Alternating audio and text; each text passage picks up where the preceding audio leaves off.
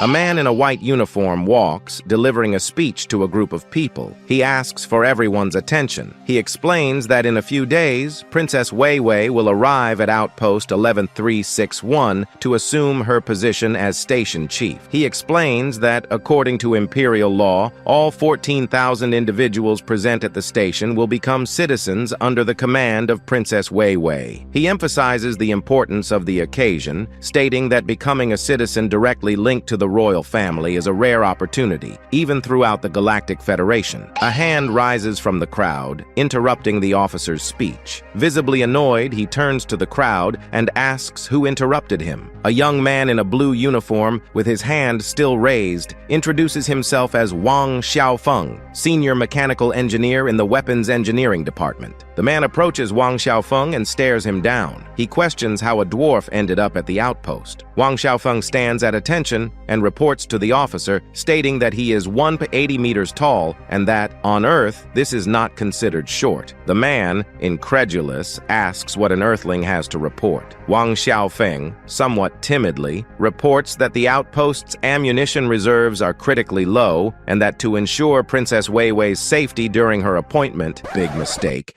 the kid just arrived and already wants to sit in the front row. The officer cuts Wang Xiaofeng off, yelling, "Silence!" The man continues to berate Wang Xiaofeng, questioning when matters of the supply department became the responsibility of a dwarf from weapons engineering. The young man, unsure of what to say, attempts to respond but is quickly silenced. The officer, still staring at Wang Xiaofeng with disdain, states that as of the following day, he will be transferred to the basic maintenance team and that he doesn't want to see him again. The young man is speechless and watches as the officer walks away. Then, with his back to Wang Xiaofeng, the man announces the end of the meeting and comments that the HR department is increasingly out of control. The officer and a woman in a pink and white uniform walk down the hallway as she announces the arrival of a new report from the front lines. The officer orders her to speak. The woman reports to the man that another outpost, 12 light years away, was attacked by the Jinglong race. She then asks the officer if they shouldn't make some preparations. He brings his hand to his chin, thoughtful. He wonders if the Jinglong race isn't the one that wanders the universe hunting advanced life forms. He then reassures the woman, saying there's no need to worry. He explains that within 12 light years, there are no less than 8 outposts, so it's not their turn to worry yet. The officer says the main task at the moment is to ensure that the princess's appointment ceremony goes smoothly. The woman confirms that she understands. The man asks her to isolate this information so that it doesn't reach the princess's ears and cause unnecessary problems. Wang Xiaofeng, now in a basic maintenance uniform, walks down a hallway. He's suddenly bumped into and falls to the ground. A young man in a blue uniform apologizes to Wang Xiaofeng for not seeing him, justifying that he's too short. A group of other non-human uniformed individuals approach Wang Xiaofeng. Someone comments that the maintenance team is full of newbies over 2.5 meters tall and warns him to be careful not to get crushed. The people around Wang Xiaofeng start making fun of him. One asks if that's the Earthling who, according to rumors, talked nonsense in front of the station chief. Another comments that it's disgusting to be on the same team as a dwarf like him and tells him to go back to Earth. Our protagonist, ignoring the comments, gets up and walks towards his dorm room door. He opens the door, relieved to finally be in his own space. Wang Xiaofeng enters his dorm room, which is extremely messy, and observes the situation with dismay. He remembers when he asked his parents to return to Earth, claiming he missed them. In Wang Xiaofeng's memory, his father, holding a knife, scolds him, telling him to stop playing the victim and that if he couldn't complete the tasks, he should forget they exist. Meanwhile, our hero's mother tries to calm him down. Wang Xiaofeng remembers how scary his father is. Then, some time passes, and Wang Xiaofeng holds a notepad with a list of goals written by his father. Get married, have 10 children, make 100 friends, buy a big house with at least 1,000 square meters. And below the list, there's a warning. If he can't do any of this, his father will consider him as if he had no son. Our hero looks at the list, disheartened, and says it seems there's no way to go back to Earth. A crowd gathers in the outpost's parking area, shouting, "Wow! The princess is arriving." As the crowd cheers and shouts, "Your Highness, the princess!" The beautiful maiden with silver hair and a purple outfit disembarks from the spaceship. The princess, now on solid ground, observes the crowd welcoming her enthusiastically. She is the much-talked-about Wei Wei, the princess of the Galactic Empire. The crowd cheers her, chanting her name and declaring support for her leadership. The princess thanks everyone for their support and walks the red carpet, accompanied by a tall, strong man with blonde hair and stylish armor. He is introduced as Li Kei, the Imperial Royal Knight. Princess Wei Wei addresses the crowd, proud, and introduces herself as the 133rd Princess of the Galactic Empire. In the crowd, two people comment on the princess. One appears impressed that she is the new station chief. The other declares their continued support for her. The princess, satisfied, says that finally, from that day forward, she has her own territory and subjects. She considers herself an illegitimate princess, but states that on that day, she became one of the few royals with real power. The princess thinks that although the outpost is a bit remote, the district is rich in mineral resources, which means a lot of profit. The princess, now with a hint of arrogance, orders the commoners to work hard to secure the throne for her. Li Kei warns her, saying that this place is not like the imperial capital and asking her to be careful with her words and actions. The princess responds, irritated, that she already knows and that he doesn't need to remind her all the time.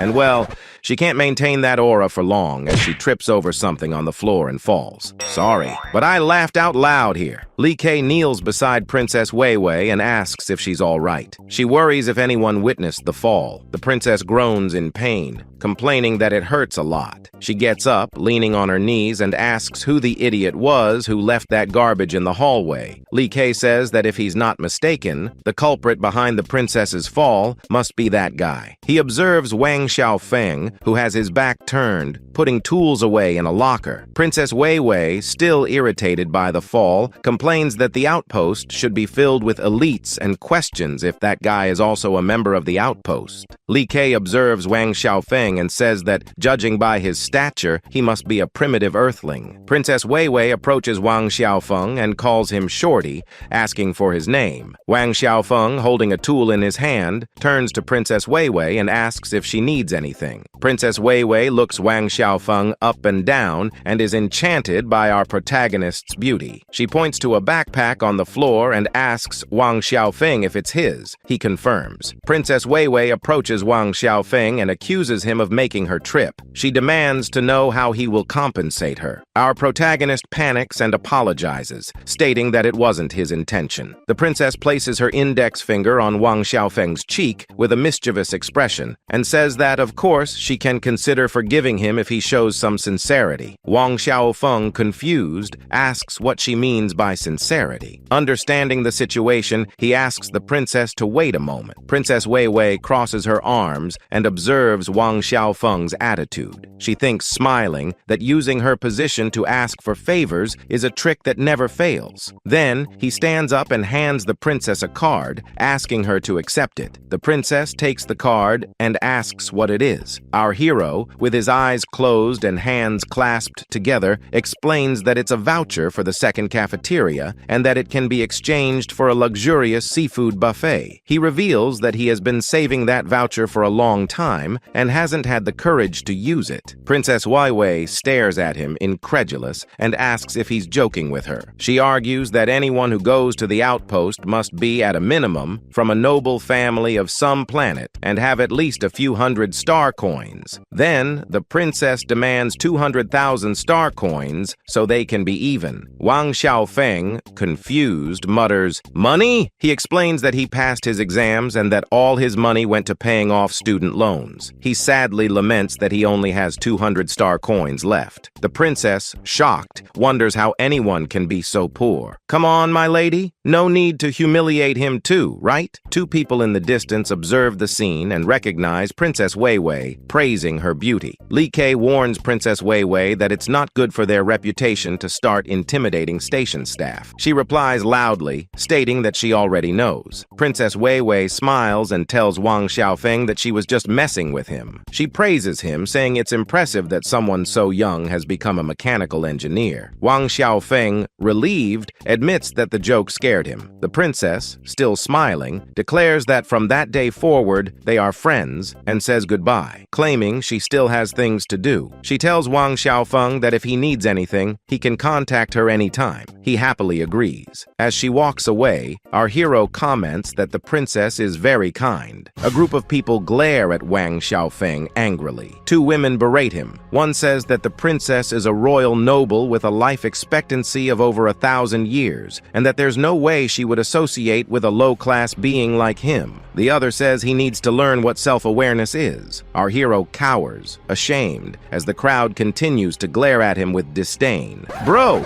it's impressive how small our hero is compared to the rest of the staff." Princess Wei Wei, alone in a living room, punches a teddy bear furiously. She complains that if she sees that shorty again, she'll teach him a lesson. Then, the officer enters the living room. He addresses the princess as "Your Highness" and asks what's wrong. She asks the deputy station chief what is going on. The man explains that a portal has been discovered near the outpost and a large number of Xinglong are emerging from it, rapidly advancing towards them. He assures the princess that he has already prepared everything for her. He implores the princess to evacuate immediately for her safety. Princess Wei Wei, outraged, states that the station crew is fighting to the death to defend the Empire's borders, and that, as princess and station chief, she cannot abandon them and flee alone. Moreover, Outpost 11361 has the most advanced space defense equipment in the Empire on the level of a space fortress, and there is no safer place in the nearby star systems. Then, she declares that she will stay and face the Xinglong alongside the station crew. The officer resigns himself to the princess's decision, accepting the situation. Now, in the command room, he despairs as he realizes that the Xinglong used a portal to reach them directly from 12 light-years away. In a panic, one of the agents reports that a large number of gigantic life forms are approaching, and the number continues to increase rapidly. 500, 550, 600. The other, shocked, announces that the number has exceeded 1,000 and continues to rise. Then, one of the agents alerts them to the detection of a high-risk target suspected to be the Xinglong King. The officer is incredulous. He starts pacing back and forth, commenting that even the Xinglong King has appeared and that the target is very clear. Then he reaches a conclusion. That's it. The Xinglong must be after the princess, looking for a lone royal. After all, to them, the star power possessed by royalty is an irresistible fatal attraction. The officer recalls the moment the outpost was established, stating that, at the time, it had the most comprehensive defense system, on par with a space fortress. A fleet of imposing, heavily armed robots floats in space, demonstrating the former defensive power of the place. Back then, they truly had the strength to fight the Xinglong, but now, the outpost has been around for a century and has never been attacked. He concludes, bitterly, that the annual defense funds have been diverted for a long time and that the current defense system is nothing more than an empty shell. So, the officer orders, urgently, that they activate the outpost's self-destruct sequence immediately, notify the crew to prepare for evacuation, and block the princess's signal receiver. One of the men, perplexed, questions what to do with the princess. He says that the princess fought to the last moment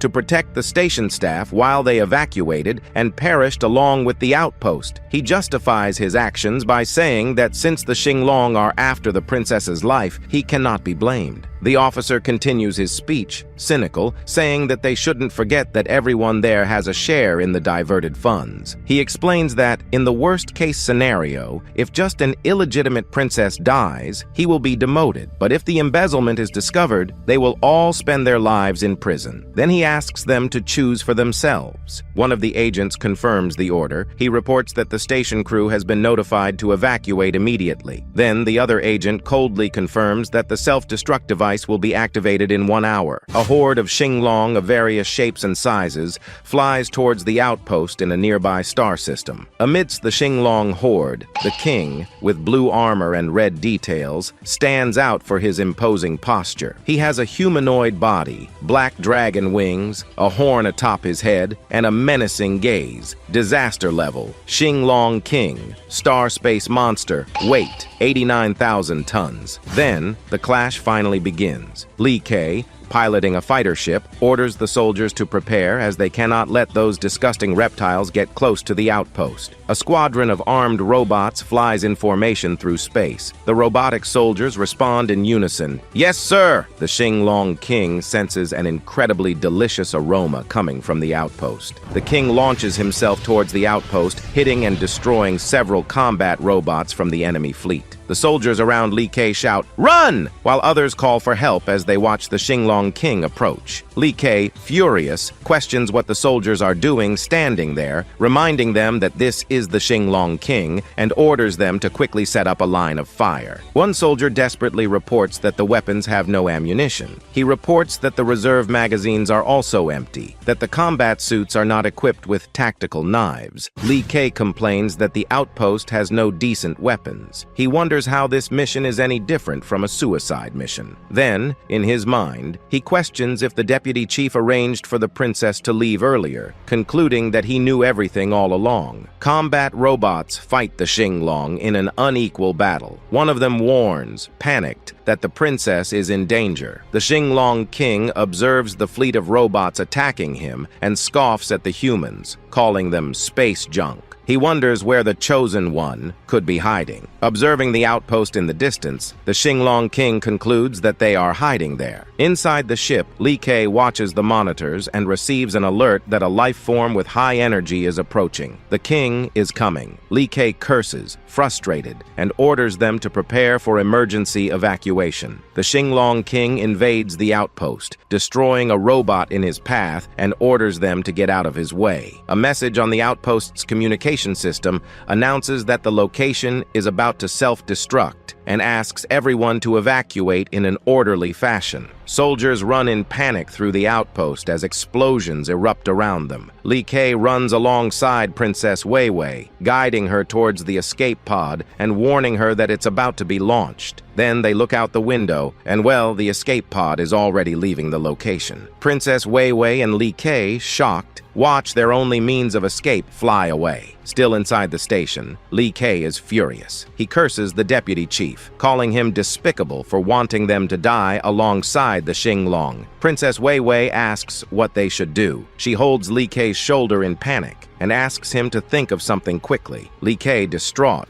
laments the situation, asking what they could possibly do at that point. It is then that our hero, limping and with his arm in a cast, approaches. Princess Wei Wei, desperate, wonders if they will die there. Wang Xiaofeng approaches and looks at her surprised. He asks the princess why she is still there. Then, our protagonist, carried on Li Kei's back, addresses Princess Wei Wei and says that she's lucky to have found him. Otherwise, she would be stuck there. The princess asks if he has a way to get them out of there. Wang Xiaofeng states that, of course, they are friends, and assures her that he will get them out of there safely. The princess rejoices, relieved. Li Kei asks Wang Xiaofeng how he got hurt. Wang Xiaofeng downplays the injuries, saying it was nothing serious and that it was just carelessness. He then points to an area in the outpost, saying that it's the production area where some space shuttles that haven't been delivered yet are stored. Wang Xiaofeng asks Li Kei and the princess to put on their protective suits, advising that he will set the destination coordinates. The princess praises Wang Xiaofeng, saying he's surprisingly reliable. Our hero, proud, retorts, asking them not to underestimate him as he passed the outpost's rigorous selection process as a senior mechanic. Li Ke and Princess Wei Wei, now wearing spacesuits, watch as Wang Xiaofeng operates a control panel. Princess Wei Wei tells her bodyguard that there are only 2 spaceships. Li Ke suggests they board the ship,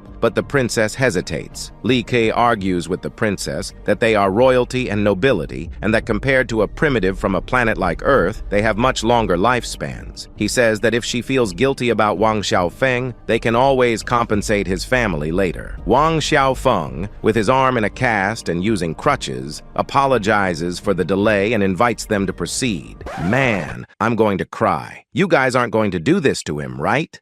Right? But upon reaching the spaceship area, he finds the place empty. He wonders where everyone is and notices that the spaceship is also gone. Our hero laments, realizing that he has been left behind. Wang Xiaofeng wonders if they couldn't have squeezed him into the ship since he's not that big. A message on the outpost's communication system announces that the self-destruct sequence has entered the countdown phase. Wang Xiaofeng, sitting on the floor, feels betrayed and curses Li Ke and the princess for lying to him, questioning why they said they were friends and abandoned him. Then he stops and notices something moving on the ceiling. A message informs that the outpost's self-destruct sequence is in a 5-second countdown. A deafening roar echoes through the outpost. Wang Xiaofeng, in shock, finds himself facing a gigantic, monstrous creature emerging from a crack in the ceiling. The information card reveals the disaster level. Cosmic beast, Balong. Weight, 21,000 tons. Our hero pleads in tears for the creature not to take him away. The Xinglong King observes the destroyed robots around him, perplexed, and questions where everyone has gone. Li Ke, in his escape ship, takes off at high speed, leaving the outpost behind. Princess Wei Wei, looking out the ship's window, calls out for Wang Xiaofeng. Meanwhile, the officer watches from afar, thinking that everything went according to plan. Wang Xiaofeng, in a panic, tries to crawl away from the cosmic beast Balong, which opens its enormous mouth before him. A bright light engulfs the space. The escape pod, with Li Ke and Princess Wei Wei aboard, emerges from the space portal, heading away from the chaos. Wang Xiaofeng falls, submerged in a liquid, wondering if he is dead. He floats in a dark space and wonders if this is the light of paradise. But he wonders why there are two lights. Confused, Wang Xiaofeng thinks he's never heard of there being choices in paradise. But then, he decides to ignore the doubt and convinces himself that choosing the brighter light should be safe. Wang Xiaofeng, after passing through the light, finds himself in a completely dark environment and wonders what happened and where he is. He asks if anyone is there. He notices that the top of the place is soft and concludes that he can open it. Then, in an attempt to open the top, he finds a light and celebrates. Our hero finds himself in an environment with a honeycomb-patterned ceiling and wonders where he is. Wang Xiaofeng, now with an insect body, observes his 6 legs and wonders what is going on and why he has 2 pairs of hands. He also realizes he has antennae and wings and wonders if he's reincarnated as a bee. Wang Xiaofeng, with a humanoid bee body, walks through a verdant field and excitedly thinks about how interesting it is to have this body and wonders if he should find some nectar first. Wang Xiaofeng walks around, imitating the sound of a bee and describing himself as a hard-working little bee. Our hero stops on a cliff, overlooking floating islands and a clear blue sky, and exclaims, "Wow!" He observes the spectacular scenery in front of him and comments on the beauty of this planet. Wang Xiaofeng, on solid ground, touches the soil with his front legs and praises the fertility of the soil, noting that it has not been polluted in any way. He sadly recalls that his home planet, Earth, is a dark gray planet with a deep purple haze covering the sky. Earth's radioactive seas are home to terrifying mutant creatures, and the toxic dust everywhere means that the average life expectancy of Earth's inhabitants is only 40 years. He then wonders what it would be like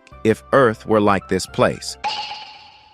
3 brightly colored bees watch Wang Xiaofeng from afar. One comments that he looks like a newly emerged drone bee. Our hero observes the approaching group of humanoid bees. He asks them, confused, what they are going to do. One of them confirms that he really is a drone bee. The humanoid bees are fascinated by Wang Xiaofeng. One comments that it's the first time she's seen such a small drone bee. Another suggests that he must be the first drone born to the queen. Another bee, delighted, exclaims that that he is very cute. Our hero asks if they are talking about him. The bees approach Wang Xiaofeng curiously. One asks his name. Another, with a curious look, asks if she can touch him. The little guy, awkward with the attention he is receiving, introduces himself as Wang Xiaofeng and thinks, with a smile, about how popular he is. Wang Xiaofeng, cheeks flushed, allows the bees to touch him, saying it's okay if it's just a touch. Then, a bee starts squeezing Wang Xiaofeng's cheek and exclaims that it's very soft, commenting that his skin seems very nice. Then, a group of humanoid bees pile on top of Wang Xiaofeng, who cries out for help. Another bee, noticing the commotion, asks what they are doing and reminds them that they all have work to do. One bee warns, panicked, that they are the queen's guards. The other bees look at her frightened. The queen's guard, with a stern expression, orders them to get back to work. The information card reveals her disaster level. Queen bee guard,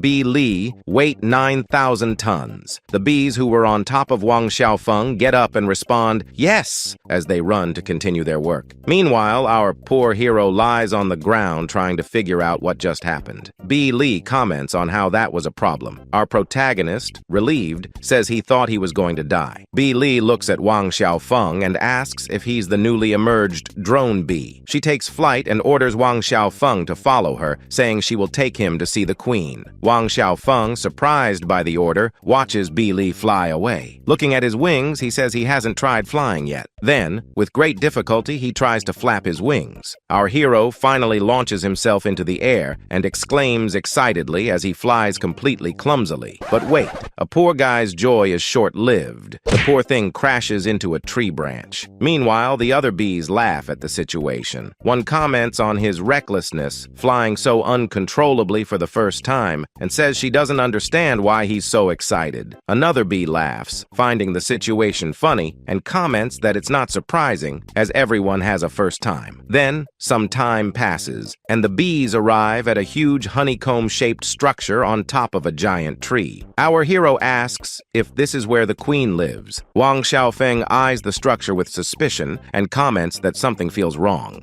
A group of humanoid bees with spears in their hands guard the entrance to the structure. One of them addresses Bee Li, calling her Captain Bee Li, and asks if she shouldn't be resting that day. Bee Li, accompanied by Wang Xiaofeng and the other bees, approaches the entrance to the structure. She explains that the new drone bee has emerged and that she is taking him to see the queen. Wang Xiaofeng shyly greets her. Then the bee allows Bee Li and Wang Xiaofeng to enter. Wang Xiaofeng enters the structure and is greeted by a corridor filled with humanoid bees staring at him. He feels uncomfortable with the stares. Our hero, surrounded by worker bees, questions why all workers are female and where the other drones are. One of the bees asks if he didn't know. One explains that there are over 3,000 bees in the hive, but that he is the only drone. Yeah, as I expected. Now we all know where this is going to take us. She then states that apart from the queen, all the others are worker bees like her sisters. Wang Xiaofeng, shocked, thinks that over 3,000 worker bees are all female. Then our hero blushes and has indecent thoughts after learning this information. But he stops immediately, thinking that with so many bees, his body wouldn't be able to handle it. Dude,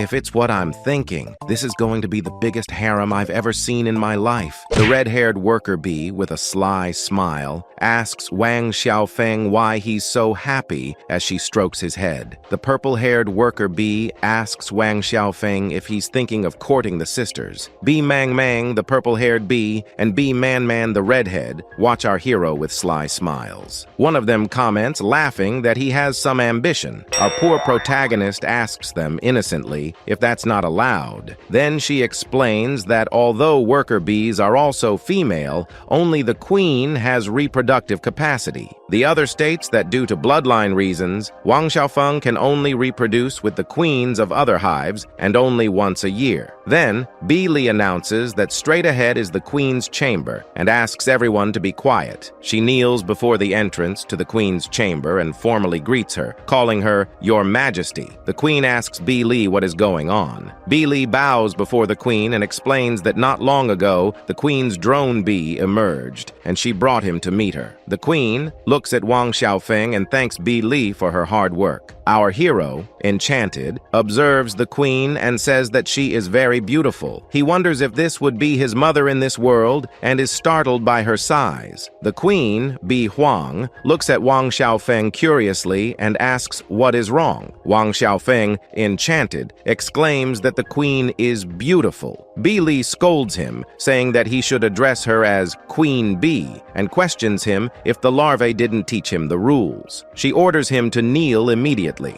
Wang Xiaofeng, confused, asks what rules, not understanding the situation. Bi Huang, with an amused smile, reassures Bi Li, saying that it's okay as no one else is there. She comments that the little boy is very endearing. Then she calls our hero close to her and asks him to sit there with mommy. Wang Xiaofeng sits beside the queen, awkwardly, and asks why he can't call her mommy if she gave birth to him. Bi Huang explains that this is a rule followed by the Bee tribe for generations, and she has no power to change it. She states that, after all, bees are the rulers of this celestial island and need to maintain their dignity. Bi Huang recalls that she was once one of thousands of worker bees, but she was fortunate enough to be chosen by the former queen and inherit her royal power, becoming the new queen. She explains that everyone in the hive is related by blood and that he should get along with them. The queen orders Bi Li, Bi Mang, and Bi Man to take care of Wang Xiaofeng for now.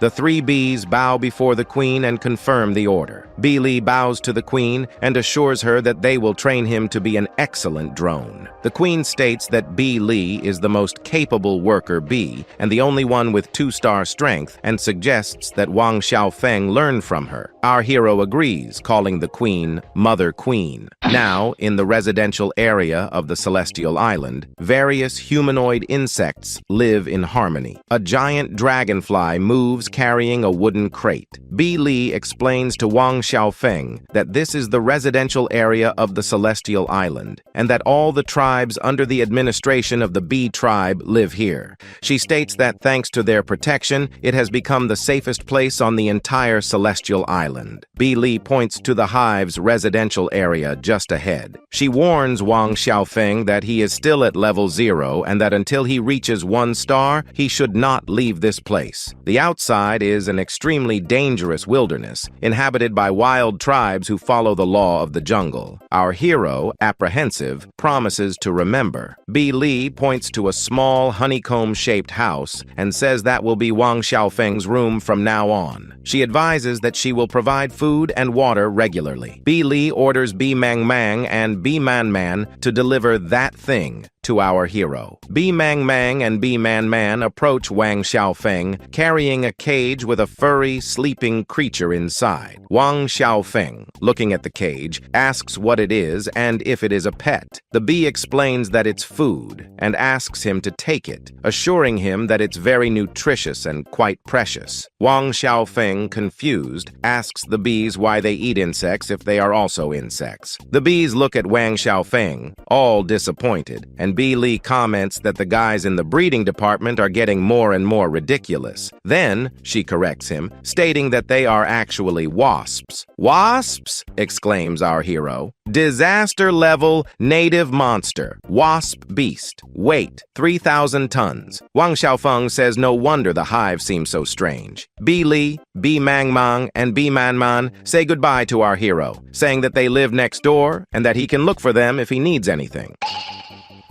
After they leave, Wang Xiaofeng enters his new home and is startled by the size of the bed. He observes the interior of the house and comments that the accommodation is rudimentary, with no technological products, and seems like Earth's medieval period. He says that reincarnating as a wasp seems like a dream. Then our hero lies down on the bed, relieved, and decides that since he is here, he will make the most of it. He resigns himself to his new life as a wasp and comments that he is very tired. But suddenly, Wang Xiaofeng, now in his human form, opens his eyes, confused, and wonders if this is the previous space. Wang Xiaofeng falls towards a bright light as he screams. Wang Xiaofeng appears in the middle of a pile of giant bones in a place called Monster Cemetery. Wang Xiaofeng, dazed from the fall, looks around in surprise and wonders where he is. He wonders if he hasn't reincarnated. Our hero finds himself inside the mouth of a gigantic monster and wonders why this is happening again. Then he is ejected from the monster's mouth.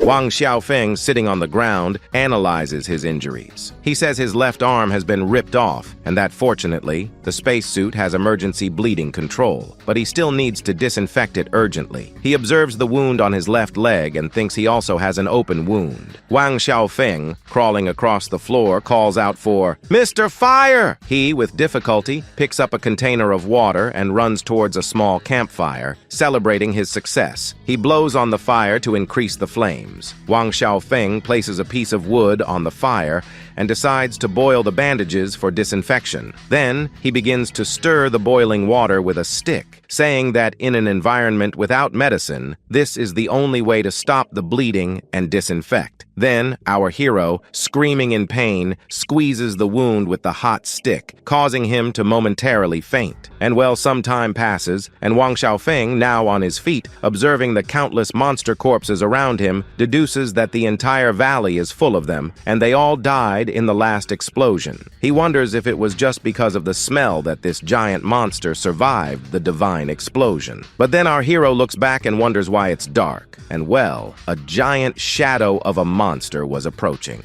Wang Xiaofeng, panicked, tries to dodge the monster's paw that nearly crushed him. A gigantic dragon-like monster rises above Wang Xiaofeng. The information card describes the creature as disaster level, cosmic monster, Zhu Yue dragon, weight 180,000 tons. Wang Xiaofeng, paralyzed with fear, murmurs, "Monster! Monster!" He observes this enormous creature and thinks about how big it is. Another, smaller dragon approaches the Zhu Yue dragon and asks what's wrong with him. The information card describes him as disaster level, cosmic monster, flash dragon, weight 87,000 tons. The Zhu Yue dragon replies that he thinks something just went under his feet. The flash dragon suggests that he forget about it, as it might just be a ghoul. He comments that the Dragon King is seriously injured and needs a lot of blood, so they need to find some fresh bodies and bring them back quickly. The Zhu Yue dragon replies, irritated, that he already knows and doesn't need to be pressured. Wang Xiaofeng hides behind a rock, terrified, wondering what they are talking about. Then, some time passes, and the Zhu Yue dragon and Flash dragon carry several smaller monsters on their backs. Our hero watches them and wonders if they are transporting the bodies. He puts his hand to his chin and thinks that maybe this is a good chance to escape from here. The Flash dragon warns the Zhu Yue dragon that it's almost time and they must go. Then, it takes off, carrying a small monster in its claws. In the midst of the skies, you can see an absurd number of dragons transporting food at full speed. Wang Xiaofeng, hidden in the mouth of the Zhu Yue dragon, sighs in relief, saying that he has finally managed to get out of that cursed place. He wonders where they are. He looks out, frightened, at a valley teeming with monsters. He concludes, horrified, that this place is a monster nest. Then, finally, their destination approaches. An immense volcano emerges in front of them. The Zhu Yue dragon lands at the site, dumping several smaller monsters and their skeletons on the ground. Wang Xiaofeng yells, "Oh no!" as he falls along with the others. One dragon asks another if old Shi has already found all the ingredients for the Dragon King's meal. A turtle-like dragon approaches, analyzing the ingredients. He complains that his vision is not good and that he has been waiting for fresh ingredients for so long. Wang Xiaofeng observes the situation, desperate, and wonders if they are monsters and what he should do. But suddenly, the turtle dragon excitedly notices Wang Xiaofeng and thinks that with this fresh ingredient, he will finally be able to satisfy the Dragon King. The turtle dragon approaches our hero with an evil grin and comments that this fresh ingredient is really great.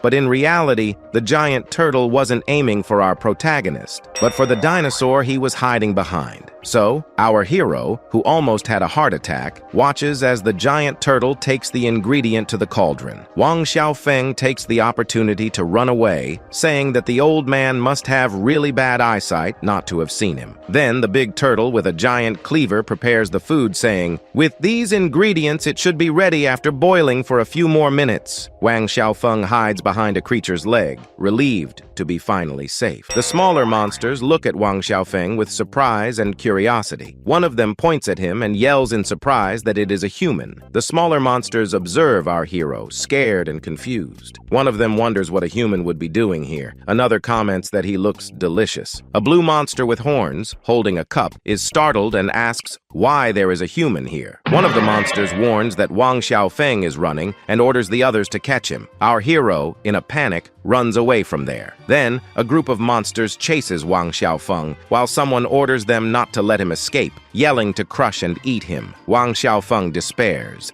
wondering when this nightmare will end. But then, our hero, about to be crushed, remembers his spacesuit's safety airbag. The airbag inflates, cushioning the dinosaur's stomp. The monster steps on the airbag, flinging our protagonist away. The turtle dragon, carrying the cauldron, walks in front of the monsters that were chasing our hero. Meanwhile, Wang Xiaofeng flies towards the cauldron. Our hero plunges headlong into the dragon's soup. The turtle dragon moves towards a dark cave, carrying the cauldron with Wang Xiaofeng inside. A monster asks if that pot isn't for the Dragon King's Long Quan soup. The other silly beast confirms that it is. The blue monster tries to intervene, ordering the old man to stop. But then, they are surprised by a much larger dragon that steps in front of them. The dragon, furious, questions the monsters if they dare to rebel, even though they are in the Dragon King's palace. The information card reveals this dragon's disaster level. Level 7, Cosmic Monster, Bai Dragon, weight 1.3 million tons. The smaller monsters cower in fear. They deny any intention of rebellion. Then they denounce the turtle dragon, claiming that they saw a human inside his pot.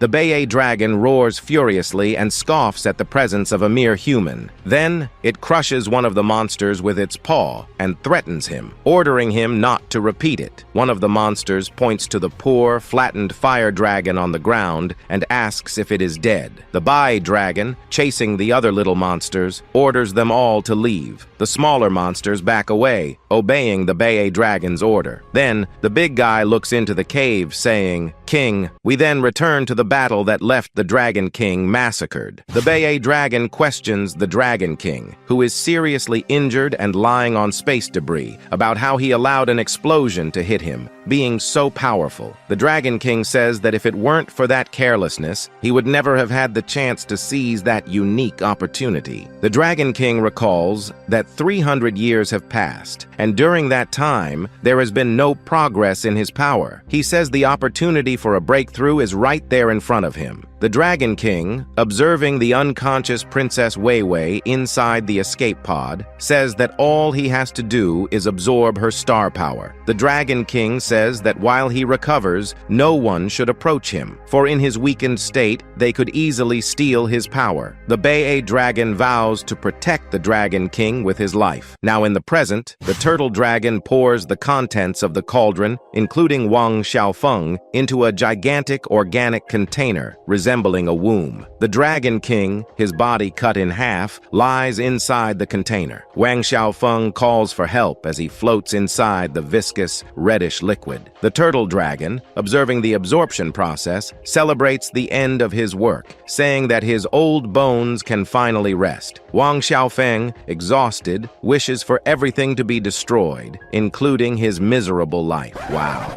If I were him, I would ask for the same. The amount of stuff our hero has been through in 24 hours is unbelievable. What a miserable life. Out of nowhere, our hero bee slowly opens his eyes, wondering if he's back where he started. He gets out of bed and feels a sharp pain. Part of his bee mandible is broken. Wang Xiaofeng then thinks to himself that if he really had been reincarnated, his two bodies wouldn't be connected, concluding that when he woke up in one body, the other would be asleep. He rejoices at this possibility, thinking that maybe he's become some kind of supreme being with two bodies. Wow, I didn't see that coming. But soon after, with a sad countenance, our hero laments the fact that his human body is covered in wounds and probably dead by now. But then, Wang Xiaofeng, relieved, celebrates the fact that he is just an earthling and that everything is fine. He rejoices, saying that he has a noble position, surrounded by beauties, and that this is where he truly belongs. But soon his stomach starts to growl. He remembers that he hasn't eaten anything since entering this body. bee. Then he remembers the gift the bees gave him, looking at the insect inside the cage. So, Wang Xiaofeng decides to see if the wasp is really good to eat. Oh my god. Look at the boy's psychopathic face, how scary. Then he grabs the food in his hand, while the little moth begs him not to eat it. Wang Xiaofeng is surprised that the creature can talk. He decides to follow local customs and try a piece of the moth. Wang Xiaofeng then bites into it. He makes a face and wonders if it tastes like raw shrimp. The little moth in his arms screams that she is dying. But calm down, everyone. Our hero wouldn't be that bad. Wang Xiaofeng spits and complains about the horrible taste. The little moth, shocked, asks what happened. Then she starts to cry, lamenting her situation, complaining about the cruelty of life, that she is about to die, but is being called disgusting even before she leaves. Wang Xiaofeng complains that she won't stop whining and says it's very annoying. Then he holds her and says he won't eat her and asks her to go cry somewhere else as it's too noisy. Our hero slams the door in the poor moth's face, kicking her out of his house. And well, in all these years in this vital company, this was the first time this has happened to her.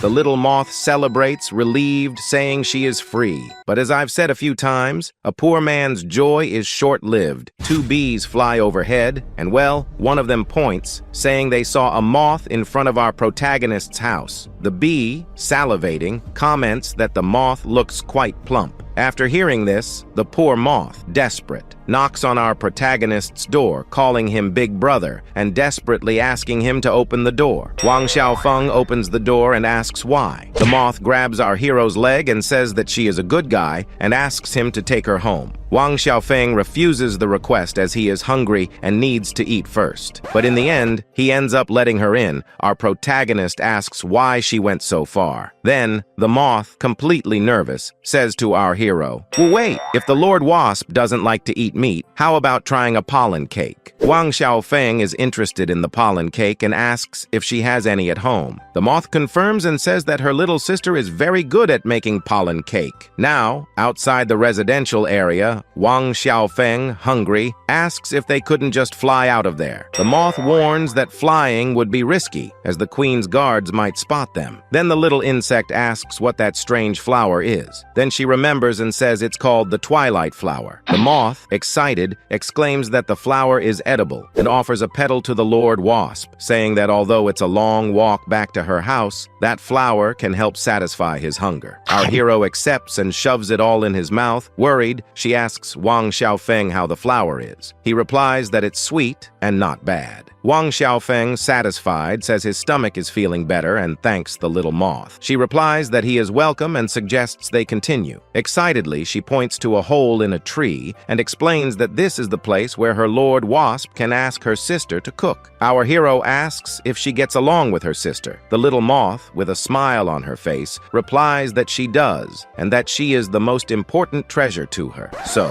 they finally arrive, and well, a wasp with a demonic appearance, subdues a small insect that pleads, saying that she will work hard and be obedient, asking her to return her little brother to her. But right after, the poor thing is punched in the face, making her fall. The info sheet describes the wasp as disaster level, mud monster, weight 7,800 tons. The evil wasp says it's too late, because by now her little brother must already be in some lord's belly. Wang Xiaofeng is surprised by the giant wasp's attitude, being flabbergasted by such cruelty. Then the moth runs to her sister, worried, and asks if she's hurt.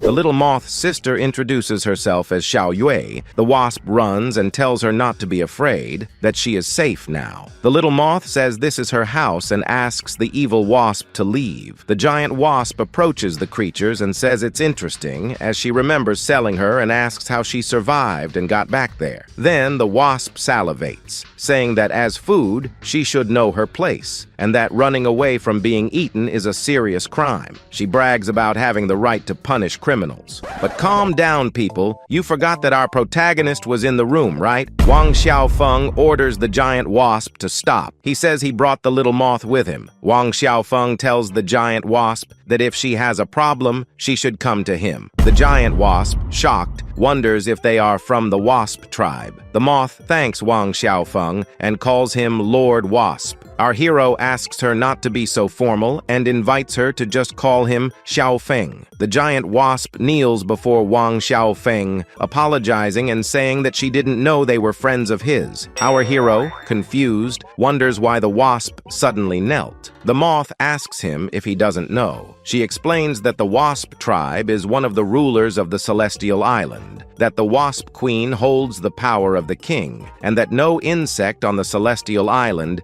dares to offend the Wasp tribe. Wang Xiaofeng then says that the little moth is his friend and asks the giant wasp to stop intimidating her. She agrees and says that she will leave immediately. Then the giant wasp wonders how a male wasp from the Wasp tribe could be there and even befriend food. Yue thanks Wang Xiaofeng. He replies saying that it was no big deal. But that's when shit starts to stink. The giant wasp stops and wonders if Wang Xiaofeng is not accompanied by worker bees and if he would have escaped alone. Then she licks her lips and exclaims that this is an unexpected surprise. Now, in the residential area of the Celestial Island, the bees call for Wang Xiaofeng and warn him that his sisters want to take him to see the city. Bee Man Man and Bee Mang Mang look at the empty bed. They wonder where he could have gone. Bee Li, irritated, calls Wang Xiaofeng an idiot and states that he must have escaped again. She observes the footprints and says that he ignored their words and fled the city. The little moth asks Wang Xiaofeng how the food tastes. Wang Xiaofeng praises the food and says it is delicious. He comments that each type of pollen cake has its own unique fragrance and that her food is very good.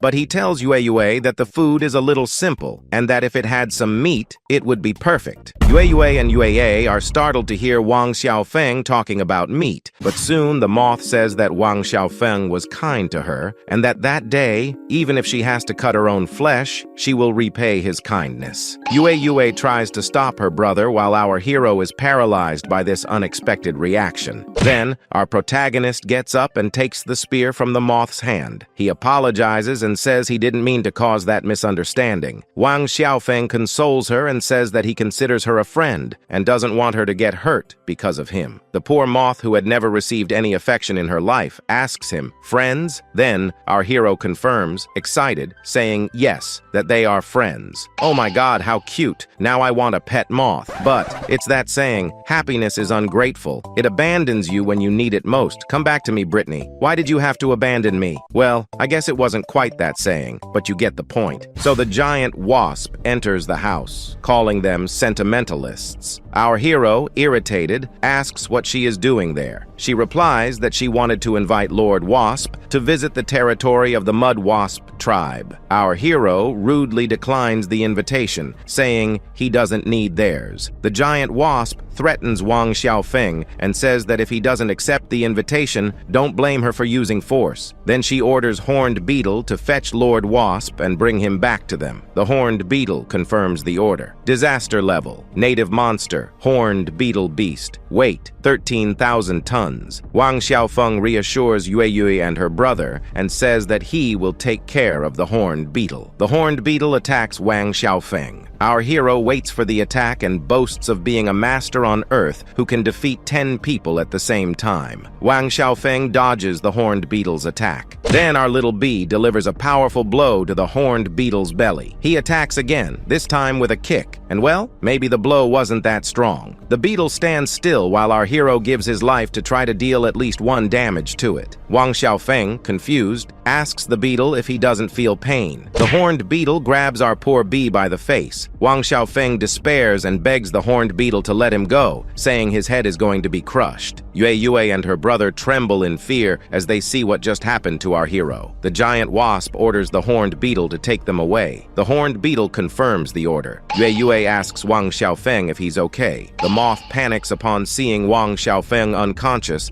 and begs for nothing to happen to him. The giant wasp says says she thought the male wasp could defeat a one-star horned beetle with such low power and scoffs at the idea. The moth asks Wang Xiaofeng if he is feeling better. Our hero wakes up in a lot of pain, saying he almost died. Then he asks the little moth where they are taking them. Meanwhile, the horned beetle flies with them inside a box. The moth deduces that they are being taken to the surface. Frightened, Wang Xiaofeng shouts, "Surface?" Yosyue replies yes, and that the surface is inhabited by dragon beasts and is a very dangerous place. And well, already knowing our protagonist's history with dragons, he asks what dragon beasts are and if they would be dinosaurs. The moth says she heard her grandfather talk about dragon beasts and that they came from beyond the sky. She recalls that a long time ago insects lived on the surface, but after the dragon beasts invaded, there was a great war between the insects and the dragon beasts, from which the insects were completely defeated. Several creatures fight dragon beasts. The defeated insects fled to the celestial island, underground caves and islands, barely surviving. Wang Xiaofeng listens attentively to the moth's story and, astonished, concludes that if the dragon beasts came from beyond the sky, then it was the Star Dragon Clan. He wonders if that planet was also invaded by the Star Dragon Clan. Wang Xiaofeng, remembering the invincible strength of the Star Dragon Clan and comparing them to insects, concludes that insects would have no chance of winning a war against dragons. So he asks why the mud wasps still live on the surface if it's so dangerous. The moth replies that the mud wasp's nest is in underground caves, barren places that have been abandoned by the dragon beasts. And since there aren't many strong insects there, the mud wasps became the rulers of the underground caves and turned other insects into their slaves. Then the giant wasp warns Wang Xiaofeng that they have arrived. She invites Wang Xiaofeng to meet her sisters, saying that they will love him. Our hero complains about the tight ropes and realizes that he has no chance of escaping. Wang Xiaofeng observes other creatures working and concludes that these are the mud wasp's slaves. The giant wasp tells Wang Xiaofeng that he seems very interested in the slaves and threatens him, saying that if he doesn't behave, he will end up like them. Our hero observes the slaves and comments on their miserable state,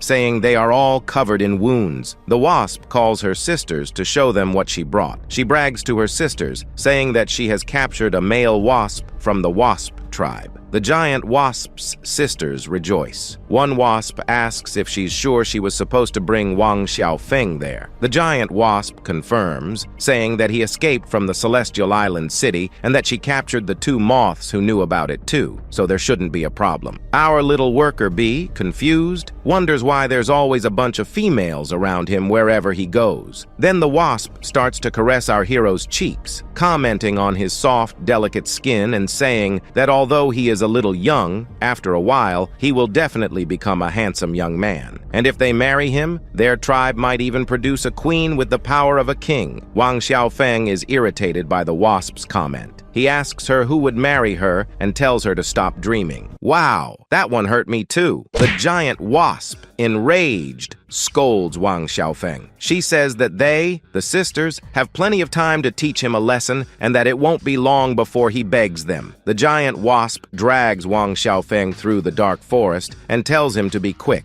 Our hero wonders if this would be a male wasp from the wasp clan. The bodybuilder insect explains that since the flying insects were driven out by the dragon beast, there are no wasps there, and that the mud wasp clan, the lowest level, has started to act arrogantly. He complains that those mud wasps are getting bolder, kidnapping a male wasp from the wasp clan. And yes, this is Dung Beetle speaking. Disaster level, native monster, Dung Beetle beast, weight 35,000 tons. The other one next to him says that those mud wasps were courting death. And yes, she's a praying mantis, simply one of nature's strongest insects, a real gangster among animals. Disaster level, native monster, praying mantis beast, weight 8,600 tons. The dung beetle says it's a golden opportunity and suggests luring the wasp clan there, stating that with that, the end of the mud wasps will be near. The praying mantis disagrees and says she's afraid it'll be like inviting wolves into the house,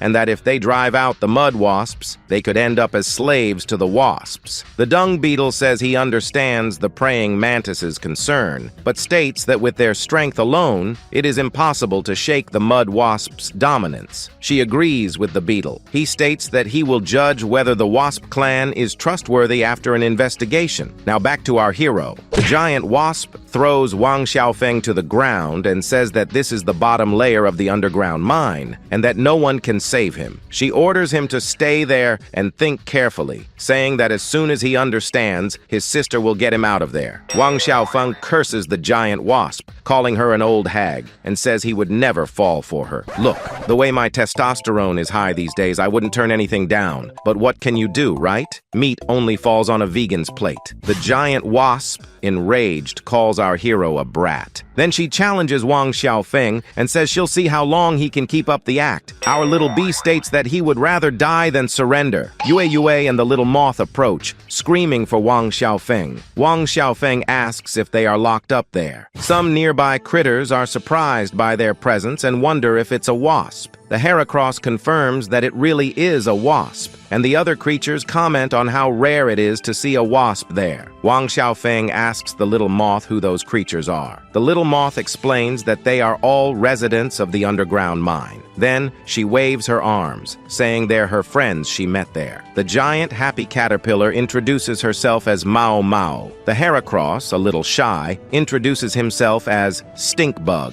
Wang Xiaofeng is surprised by the creatures' names, laughing. The moth says everyone there is very friendly, and Yue thanks them for taking care of them. Mao Mao says she's heard of the mud wasps and comments on their audacity in kidnapping wasps. Stinkbug agrees with Mao Mao and says that when the wasps arrive, the mud wasps will be finished. Our hero thinks to himself that he escaped secretly and that the other wasps don't know he's been captured. So he concludes that the other wasps probably won't come. He apologizes to the other creatures and says that he can't be of much help. Mao Mao consoles Wang Xiaofeng and says that everyone there is just venting because they have been locked up for a long time and asks him not to take what they said seriously. But then, the kingpin of the insects arrives, saying out loud that it might not be impossible to lure the Wasp clan army there. The surrounding creatures are surprised by his presence. The dung beetle says that if they help Lord Wasp escape, all they have to do is take him back safely to the Celestial Island. Our protagonist is impressed by the size of the dung beetle and says it's even bigger than the queen bee mother. The little cockroach begs Lord Wasp to overthrow the mud wasp clan's rule and help them escape this suffering. Wang Xiaofeng despairs, saying he's too weak and can't do that. The dung beetle encourages him and says that they will protect him with their lives while he brings reinforcements and that the mud wasp clan will surely be defeated. Our hero asks him to stop. He refuses, saying that even if he escapes, the mud wasp clan will not leave them alone, and questions whether the dung beetle could really do that. The moth calls out to Xiaofeng. Then our hero calls out to everyone. He is moved by the creature's plight and says they remind him of his past, so humble and hopeless. He recalls how he wished someone would help him back then. Then he makes up his mind. Wang Xiaofeng calls out to the dung beetle and asks what he should do. At the exit of the underground mine, two wasps talk about the arrival of a male wasp from outside. One of the wasps comments that the sisters will be blessed with the arrival of the male wasp. Meanwhile, the praying mantis sneaks through the mine. The dung beetle explains to our hero that this is the flower mantis, the only one with the strength to rival him on the star, and proposes a plan. He will go to the other side to distract the guards, while the flower mantis takes the chance to escape with Wang Xiaofeng. Our protagonist agrees to the dung beetle's plan. Wang Xiaofeng introduces himself to the flower mantis, asking her to take care of him. Then she turns and tells Wang Xiaofeng that the future of the underground mine insects depends on him. The dung beetle bids farewell to Wang Xiaofeng, asking them to be careful. Some wasps warn of a situation in the mine and ask the other insects to follow them. The flower mantis explains to our hero that there are 30 mud wasp guards at the exit and that the dung beetle managed to attract 15 of them. She confirms that she will take care of the other 15. The flower mantis warns Wang Xiaofeng that the mud wasps react quickly and that, if they sense something is wrong, they will surround them, so she asks him to follow her closely. Our hero agrees. Then she takes an impressive leap, launching herself at full speed upwards. Xiaofeng is extremely impressed. 2 mud wasp guards observe our heroine's arrival. The guards, confused, wonder what that insect is doing there, ordering it to come down immediately. But with no time to lose, the flower mantis attacks the guards, who are startled by her speed. One wasp watches the fight and wonders what's going on there. The remaining guards realize that an insect is trying to escape and warn the other wasps. Then the praying mantis cuts everyone down with a fierce onslaught, the fallen guards commenting on her speed. And well, the other remaining guards better watch out. The flower mantis comes out pressing Q Master Yi style and landing several blows on the wasps. And to top it off, she humiliates them, walking slowly after wreaking havoc on the guards. Man, how that praying mantis got caught in this place, I don't know. The flower mantis asks our hero to accompany her. Wang Xiaofeng climbs with difficulty. Observing the flower mantis fighting the mud wasps, he comments on her strength. He asks the flower mantis why she isn't moving. Then she counts the defeated guards and says she's missing one. One wasp wonders why her stomach suddenly hurts. Then suddenly she finds the other wasps lying on the ground and wonders what happened. Look, sometimes it's good to take a shit while shit happens out there in the world, isn't it? She runs towards the alarm bell and, desperate, warns that it is an enemy attack. The flower mantis and Wang Xiaofeng watch the wasp ring the alarm bell. She laments, saying, "What a shame." A mud wasp enters the mine. She asks the creatures what is going on there and why it suddenly caught fire. The Heracross cries out desperately while throwing some cups of water. "Put out the fire! Put out the fire!" Mao Mao explains to the mud wasp that it was Stinkbug who accidentally set the shed on fire while cooking. Stinkbug apologizes to the mud wasp. A mud wasp curses our poor Heracross and threatens him, saying that if it happens again, she will kill him. Then she orders the others to leave. Mao Mao laments to the mud wasp that they are so miserable, while asking Stinkbug to think of a way to hold her back for a little longer. Then, the Heracross falls to the ground holding the guard's leg. He confirms to the mud wasp that all the grain that was supposed to have been delivered that year burned in the fire and asks her to defend them. The mud wasp curses him for his smell and threatens him. She says that if he doesn't pay his taxes,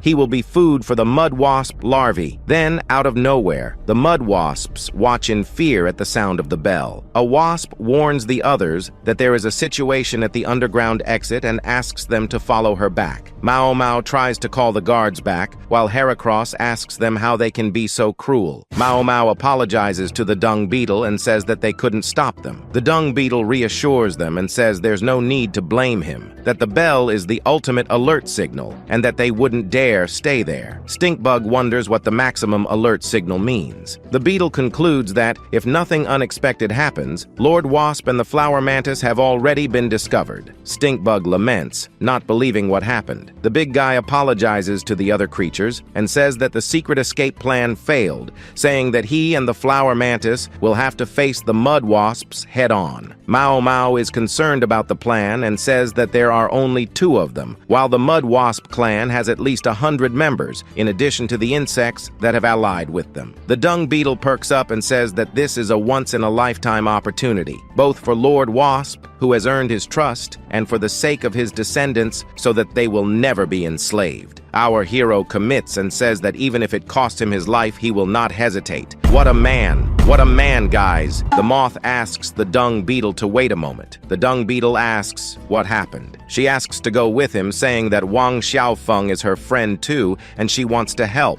The dung beetle thinks about it. He thanks the moth for the gesture, but says that with her lack of star power, she wouldn't be of much help. Mao Mao tries to stop the moth and explains that the dung beetle and the flower mantis are different from them, that they are stellar insect warriors capable of controlling star power. Stinkbug agrees and says that, although it is frustrating, they would only cause trouble for the dung beetle and the others if they went. The poor moth says she knows she is weak, a mere insect at the bottom of the food chain, and that a long time ago she was sent to the wasp clan as food because she could not pay taxes. The poor little creature cries, feeling wronged. She says that Wang Xiaofeng never looked down on him because of his position, and that despite being a noble wasp, he was willing to be friends with him, someone who was destined to be food and who is risking his life to help them. The moth asks the dung beetle if, because she is weak, she should just watch her friend die for her. Mao Mao praises the moth for her words. The Heracross, moved, says that Wang Xiaofeng is risking his life for them and that they cannot stand by and do nothing. Mao Mao and Stinkbug agree, saying they will go together, stating that they want to do what little they can. With that, all the insect slaves cheer up, one of them saying that the mud wasp gang isn't that scary and that he's going too. Another creature agrees and encourages them to show those despicable mud wasps what the lower class can do. Other creatures say they will go too. The dung beetle is surprised by the little moth's attitude and decides to go back on what he said before, calling her little moth and saying that she is a brave warrior. Then he asks for the help of the little moth and everyone else. The little moth agrees, touching the big guy's hand. What a beautiful scene, man. I'm going to cry. This is absolute cinema. Meanwhile, a horde of wasps marches through the underground mine passage. A mud wasp orders them to search the mine for Wang Xiaofeng and the flower mantis. The flower mantis holds Wang Xiaofeng in her arms as she hangs from the ceiling. And well, I think our hero is at peak testosterone. Flower, sister flower, says our hero, while the flower mantis puts Wang Xiaofeng to her breasts, asking him to be quiet. Then they finally land on the ground. She warns that reinforcements are coming and they need to hurry. She asks Wang Xiaofeng if he's okay. Wang Xiaofeng, dizzy, says he's fine. The flower mantis, as she runs, encourages Wang Xiaofeng, saying that they are almost at the end of the passage and that once they pass through there, they will be safe. Then they run towards the mine exit. But wait, it couldn't be that easy, could it? The giant wasp appears at the exit of the place and asks Wang Xiaofeng where he is going in such a hurry. She comments that he even has a stinky moth with star power with him. And well, the situation gets even worse. In an instant, an absurd amount of wasps appears in front of our heroes. The wasp states that from the moment the alarm bell rang, she knew that that bunch of stinky insects that live underground were up to something. She says that helping the little wasp escape and luring the wasp clan there to deal with them, using one enemy to defeat the other, was a very clever plan. She asks the flower mantis if it was the traitor dung beetle who came up with that idea. The flower mantis defends the dung beetle, saying that he is not a traitor. The giant wasp, enraged, curses the flower mantis and tells her to shut up. The praying mantis orders Wang Xiaofeng to move away, saying that she will deal with them. Wang Xiaofeng asks the flower mantis to be careful. Then, while she prepares for combat, well, let's just say not fair combat, our hero sneaks away behind her. And the combat begins. Place your bets in the comments, guys. The flower mantis unleashes several attacks, stomping and kicking the surrounding wasps. She spins her arms and attacks them with her blades. But then, the enemy team's tank arrives, delivering a powerful dash towards the poor mantis, ignoring her blows. She is startled that her attacks are having no effect and comments on its hard shell. And in the blink of an eye, the horned beetle catches up to her. The flower mantis cries out in pain as she is hit by the horned beetle's blow. The flower mantis recovers, resuming her fighting stance once more. Then he attacks the flower mantis as she dodges his blows. He becomes enraged and punches the ground, which cracks on impact. This makes her jump for a moment. Big mistake. The horned beetle grabs her by the leg and explodes her on the ground. The flower mantis is trampled by the horned beetle as she screams in pain. Our hero asks Sister Flower if she is okay. She, already weak, asks Wang Xiaofeng to run. As he spins his arms, our brave little bee challenges the horned beetle to a fight to the death. The giant wasp, surprised, wonders why the kick didn't hurt her and comments that the star insect created by the dung beetle has some skill, but unfortunately for the flower mantis, she is facing a horned beetle about to break through to the second star. Then the giant wasp draws her huge stinger. She strikes and stops stops at our flower mantis's neck. She tells the praying mantis that she has already lost a few sisters to capture her. The giant wasp orders the other wasps to take her to the nursery so the babies can eat some fresh meat, and says a meal with star power is sure to produce stronger warriors. The wasps agree and prepare to take the flower mantis away. The horned beetle asks the giant wasp what they should do with Wang Xiaofeng. The giant wasp orders him to be restrained in a cage under strict supervision and complains that Wang Xiaofeng lives causing trouble and that after mating, they will get rid of him to avoid future problems. Our hero, crestfallen, laments that despite being a noble species, he is still doing poorly. Wang Xiaofeng cries, saying he's not cut out to be a hero. That's when one of the guards warns the other wasps that something bad is about to happen. The giant wasp asks what made her so nervous. The guard despairs and explains that the mob of peasants from the underground mine have revolted, that they have already broken through the passage and are coming up. The giant wasp, furious, asks if it's just that bunch of low-class trash. She asks who is leading the other insects. The guard concludes that it is the dung beetle, the traitor. Then, the goatee appears with the other insects, unleashing a powerful attack on the exit of the place, while the little moth flies, saying that she is there to help Wang Xiaofeng. Oh my god, this is better than the Avengers. The moth and the dung beetle order the other insects to attack. The giant wasp is surprised by the union of those insects, recalling that yesterday they were nothing but scattered sand, and wonders what the dung beetle did to them. The giant cockroach is also surprised by the dung beetle's attitude in having used only one wasp to unite those weak, starless ones. But he claims that no matter how determined they are, trash is still trash. The giant wasp says she will make them realize that resisting the mud wasp lord is the biggest mistake of their lives. Meanwhile, the dung beetle and the other insects advance. The giant wasp concludes that it's the worst decision they've ever made. The wasp leader orders her sisters to attack, saying that these insignificant insects are nothing to fear. The mud wasps agree with a war cry. Then the clash begins, insects everywhere fighting each other. This is what we wanted to see. One of the wasps encourages her sisters to capture the dung beetle alive, as it would be a great achievement.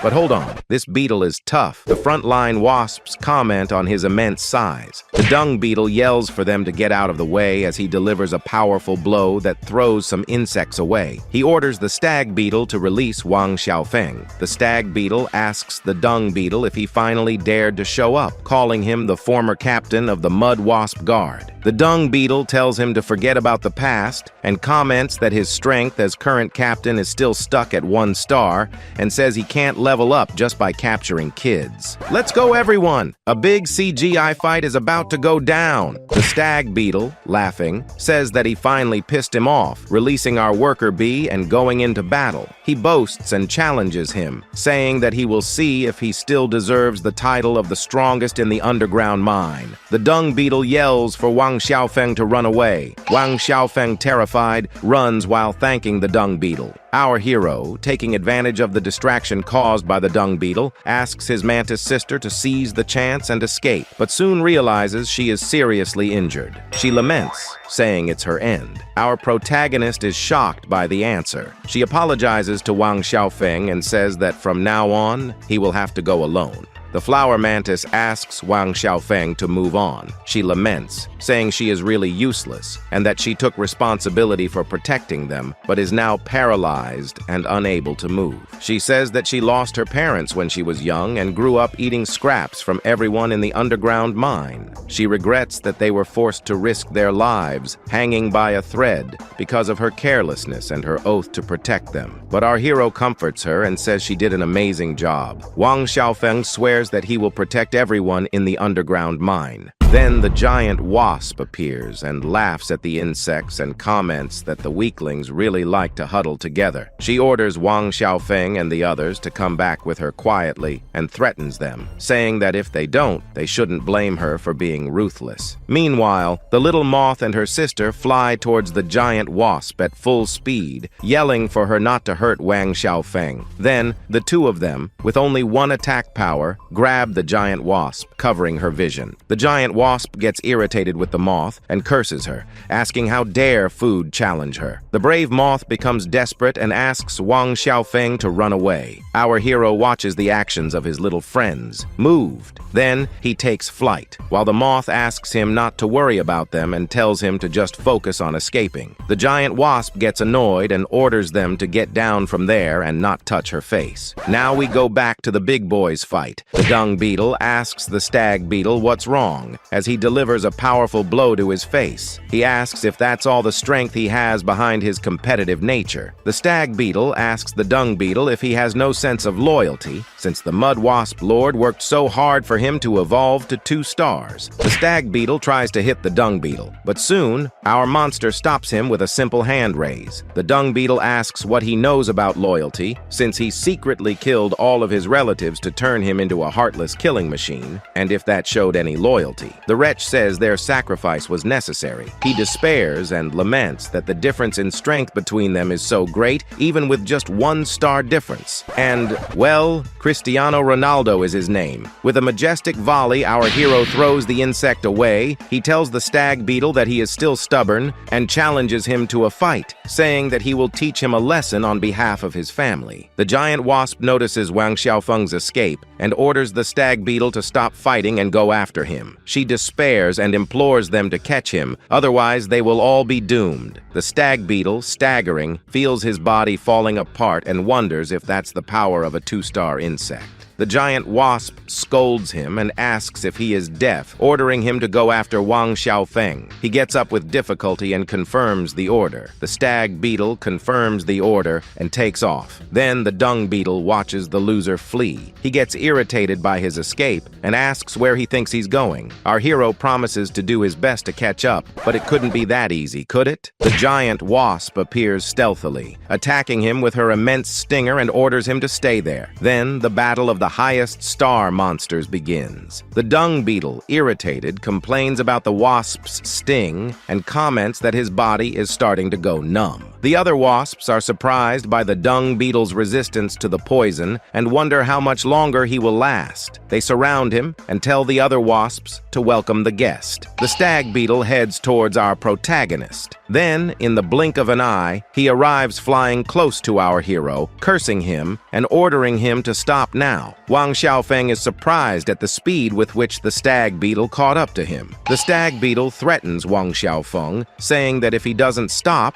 he shouldn't blame him for being aggressive. Then, he tries to grab our protagonist, but Wang Xiaofeng quickly dodges, challenging him to try to catch him. Wang Xiaofeng, flying quickly in a zigzag, dodges the stag beetle's blows. The flower mantis watches our fleeing hero and prays that he can make it. Yue asks Wang Xiaofeng to hold on, while the moth asks the other insects to hold them back. Mao complains, saying she can't take it anymore, and asks the stink bug to help her, as she can't hold on any longer. The stink bug encourages her to hold on a little longer and says that the wasp lord will soon bring reinforcements to save them. Mao laments, wondering if they are going to die there. The stag beetle curses Wang Xiaofeng, saying he is hard to catch. Wang Xiaofeng, with almost no stamina left, tries to get rid of the stag beetle and wonders why he can't shake him off. But then a surge of motivation hits him. He says that everyone is already at their limit and they are still desperately resisting the mud wasps. Wang Xiaofeng wonders how he can stop there as his body begins to spark. And well, as we learned in Naruto, a fight like this couldn't go without a flashback, right? Wang Xiaofeng, still a child, comments that when he was a child, his dream was to become a hero. He, holding a doll, tells his father that when he grows up, he wants to be a hero like Eggman and destroy all the radiation monsters on Earth. Wang Xiaofeng's father encourages him, saying that if he studies hard and gets into a university on Star Wang, he will be able to pilot a mecha and fight monsters alongside Eggman. Our hero agrees. Later, he actually got into the Star Wang Academy of Mechanical Engineering. Wang Xiaofeng, excited, tells his parents that he has been accepted into the academy while showing his acceptance letter. He rejoices and says he can go to Star Wang and learn to pilot a mecha. Wang Xiaofeng's father celebrates, saying that he is his boy, that he made him proud. His mother says that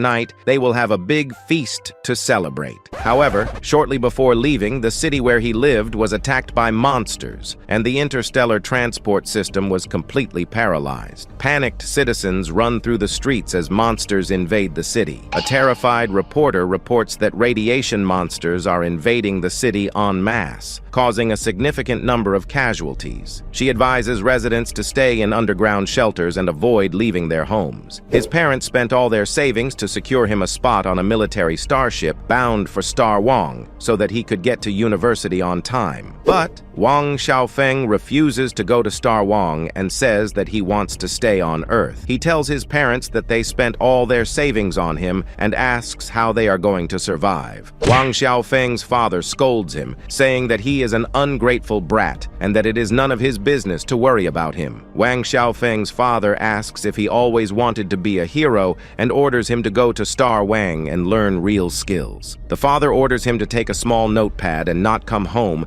until he has completed all the tasks written on it. Our hero, frightened by the reaction, confirms that he understands. Wang Xiaofeng, at a spaceport, says that at the time he didn't realize that his parents weren't thinking of him acquiring skills to return to Earth as a hero. His mother comments that it is a rare sunny day. His father agrees as a spaceship departs towards space, taking Wang Xiaofeng away from that hellhole that it had become. His parents wanted him to take that opportunity to leave Earth and never come back. Wang Xiaofeng says goodbye to his parents, who watch him from Earth. It seems they tried every way they could think of. Wang Xiaofeng, inside the ship, holding the notepad, says that he will see what his father wrote to him. Although the ideas seem ridiculous now, they really made him feel the love they had for him. But when he got there, the reality was quite different than expected. Our dejected hero feels very sad, with several people criticizing him. One of them comments that there are still humans on Earth. Another calls him a dwarf and curses him for being near him. Another comments that Wang Xiaofeng's race is primitive and short-lived, and tells them to forget about making friends with him, as he will be dead by the time they graduate. Life on Star Wang was difficult. His parents were his only motivation to continue. And well, I already cried a lot with this story. I think it's enough, right? Let's get back to the fight. Wang Xiaofeng cheers up and says that as this is not a time travel story, there must be a day when he will be reunited with his parents. Crying, he says that he has not yet repaid his parents, wondering how he could fall there. But wait, you are the protagonist, but not for long. The stag beetle appears next to our hero with extreme speed, preparing to deliver the biggest punch he has ever given in his life. And well, I don't think our hero will walk after this. As he falls, the stag beetle continues to chase him. Then, our hero recovers. Staggering, the stag beetle asks our hero to resist no more. He says that his defeat is inevitable, and threatens him if he doesn't want to end up like the commoners who were treated like trash. But the poor beetle is screwed, because our hero begins to remember the friends he made until he got there. Wang Xiaofeng laments, saying he promised to protect everyone. They are like he was in the past. Wang Xiaofeng shouts with determination that he will not let that happen. Meanwhile, Wang Xiaofeng's body begins to glow, emanating a powerful energy. Wang Xiaofeng, furious, says he can't let that happen. Our hero begins to emanate a powerful light in the heavens. The glow is so intense that it resembles the sun itself. The stag beetle watches Wang Xiaofeng and wonders if he has leveled up. He then scoffs, saying that even if he has advanced to 1 star, he will not be able to defeat him. But then, Wang Xiaofeng charges forward and yells at the stag beetle to get out of his way. The stag beetle wonders how that is possible and feels the dragon aura of the Star Dragon clan. The stag beetle, shocked, shouts that this is impossible. Then the beetle takes the most powerful punch he has ever taken in his life, making his face contort. Wang Xiaofeng, imbued with the dragon's aura, charges forward after the blow. The stag beetle falls unconscious. Several creatures are surprised by the blow. One of them asks them to look at the sky and warns them that it is the stag beetle. The flower mantis watches in disbelief at the defeated stag beetle and wonders if Wang Xiaofeng defeated him. The moth and her sister cheer, saying that Wang Xiaofeng is amazing and that it's a miracle. The mud wasps watch the scene in shock and wonder how that is possible.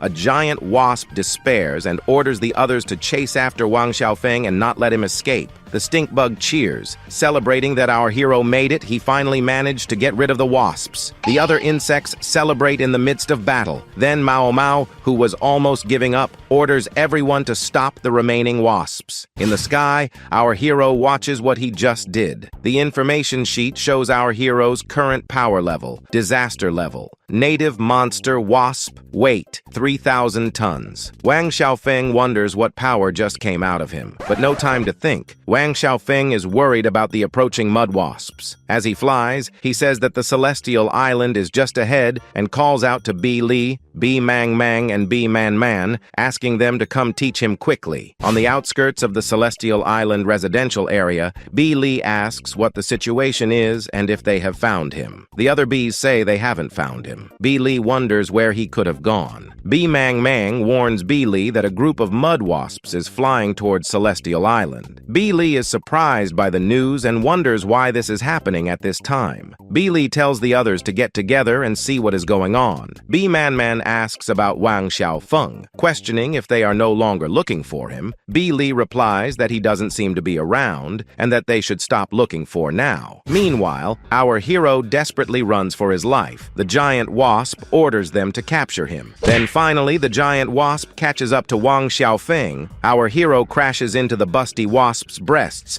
The giant wasp curses him for causing so much trouble for her. Wang Xiaofeng, angry, says he can't stop there. But lightning doesn't strike twice in the same place. Our hero wonders why the power isn't coming out. While being hanged, he decides to try again, saying that he is almost emotionally ready. The giant wasp asks what he is doing and tells him to stop messing around. But it is then that one of the wasps, frightened, alerts her sister that they are in trouble. She warns that they are surrounded by the good wasps. B Li asks if the leader of the mud wasps is among them. She observes her and questions why the male of the wasp clan is with them. The blonde, Sirius, asks for an explanation. The giant wasp says it's a misunderstanding, that they were just trying to entertain him. Meanwhile, Wang Xiaofeng pleads for help from B Li, saying that they kidnapped him and forced him to have children with them, and asks her to save him. The blonde wasp orders them to arrest them all and let the elders of the wasp clan sort it out. Then, the good wasps immobilize the mud wasps and order them to drop their weapons. The giant wasp watches in terror at the spears pointed at her. On the other side of the battle, the other creatures are being taken away by the wasps and lament that they have been completely wiped out, wondering if the yellow bee will come to save them. The stink beetle reassures Mao, saying that surely the dung beetle will come, as he is a trustworthy insect. But in fact, not only was the dung beetle captured, but the flower mantis as well. Mao laments being afraid and wonders if they will be fed to the larvae. The stink bug gets annoyed with her and reiterates that Wang Xiaofeng will come to save them. It is then that Yue spots something in the distance and asks her brother to look. The little moth asks what that is. Then Yue says that it is a group of wasps approaching. Wang Xiaofeng approaches the other creatures, who are being led into the tree, and warns them that he made them wait, but that he is back, and that Wang Xiaofeng brought the yellow wasp clan to save them. The creatures celebrate the arrival of Wang Xiaofeng and the Yellow Wasp clan. Our hero asks the moth and her sister if they are okay. He apologizes for being late, saying that they must have suffered. The moth replies that it was nothing and that they knew Wang Xiaofeng would succeed. But then she asks our hero what is that thing stuck to his chest. He comments that he didn't even notice when it appeared. He tries to remove the thing stuck to his chest without success and comments that it is strange. Mao screams in fright as the other creatures watch. Wang Xiaofeng asks Mao what is wrong. Mao, frightened, says, "It's that thing on his chest." She exclaims that it is the royal seal. The wasps watch in amazement at the royal seal on Wang Xiaofeng's chest. B Li says that now that the creature mentioned it, it really did look like it. Our hero, not understanding anything, asks what the hell this royal seal is. The moth explains that, according to legend, a monster with royal qualities, once recognized by the will of the universe, will have the royal seal appear on its chest. A golden drone with a bright mark mark on its chest floats in space, illuminated by an intense light, and a monster with the royal seal can not only protect their people, but also obtains unique abilities granted by the will of the universe. Wang Xiaofeng asks if he really is that powerful. The little moth affirms, with conviction, that there is no doubt. Then, our hero remembers when his chest felt warm during the fight against the stag beetle, and that crazy thing happened. The moth deduces that he must have used the power of the royal seal to defeat the stag beetle. Wang Xiaofeng agrees and thinks of the queen bee, who is also the leader of the wasp clan, and wonders if she has something similar on her chest. Then our little worker bee says that in the world of wasps, only female wasps can become queen, and that it is strange that a male wasp like him has the royal seal. Thoughtful, the moth agrees with his statement. Then, Bee Li asks for calm and says that the queen bee is worried about Wang Xiaofeng, asking him to come back. The blonde wasp says that they haven't settled their score yet and reminds Wang Xiaofeng that she told him not to run around and wait until she dealt with him. Then, after this long adventure, flying home, the blonde wasp invites everyone to visit her when they have time. Mao Mao, licking her lips, asks the stink beetle if that thing on the yellow bee's chest is really the royal seal. And well, the beetle's only response to her was to make that disapproving face. Then, finally, the dung beetle and the mantis arrive after being released. He asks where Wang Xiaofeng is and says he needs to thank him personally. Mao Mao tells him that he just left with his sisters. Mao Mao asks the dung beetle what he thinks of them having their own king in the underground mining area. The dung beetle then asks her in surprise, "A king?" Mao Mao confirms and says that not like the mud wasps, but a real king with the royal seal. The stink beetle freaks out at Mao Mao's excitement and says her expression is scary. Now, in the queen bee's chamber, the queen orders Wang Xiaofeng to eat slowly and says that he has suffered a lot out there and that he cannot run away again. Then our little worker bee confirms the queen mother's order as he eats that delicious fruit. Well, I don't know what that is. Bee Li asks the queen bee if that mark on Wang Xiaofeng's chest is really the royal seal. The queen bee confirms, then Bee Li says that he is a male wasp and asks how he can be a king. The queen, with a smile on her face, says that Wang Xiaofeng has an extraordinary talent and has been blessed by the will of the universe. Wang Xiaofeng asks the queen bee if he can ask a question. He asks if the insects in the underground mining area, who are so pitiful and constantly bullied by the mud wasps, can take over the mining area. The queen bee then reminds him that when Celestial Island was established, the brutal mud wasp was rewarded with the title of King of the Underground Mining Area for resisting the dragon beast, and that, since the wasp clans do not interfere in each other's affairs, they could only pretend they did not see what was happening in the underground mining area. If the mud wasps hadn't messed up this time, the yellow wasp clan would have to face judgment for recklessly mobilizing troops in the underground mining area. Now that they are about to face judgment by the Council of Elders of the Wasp clan, the matter of who owns the underground mining area will have to be decided through negotiation between the clan elders. She explains that not even the Queen Mother can decide to take possession on her own.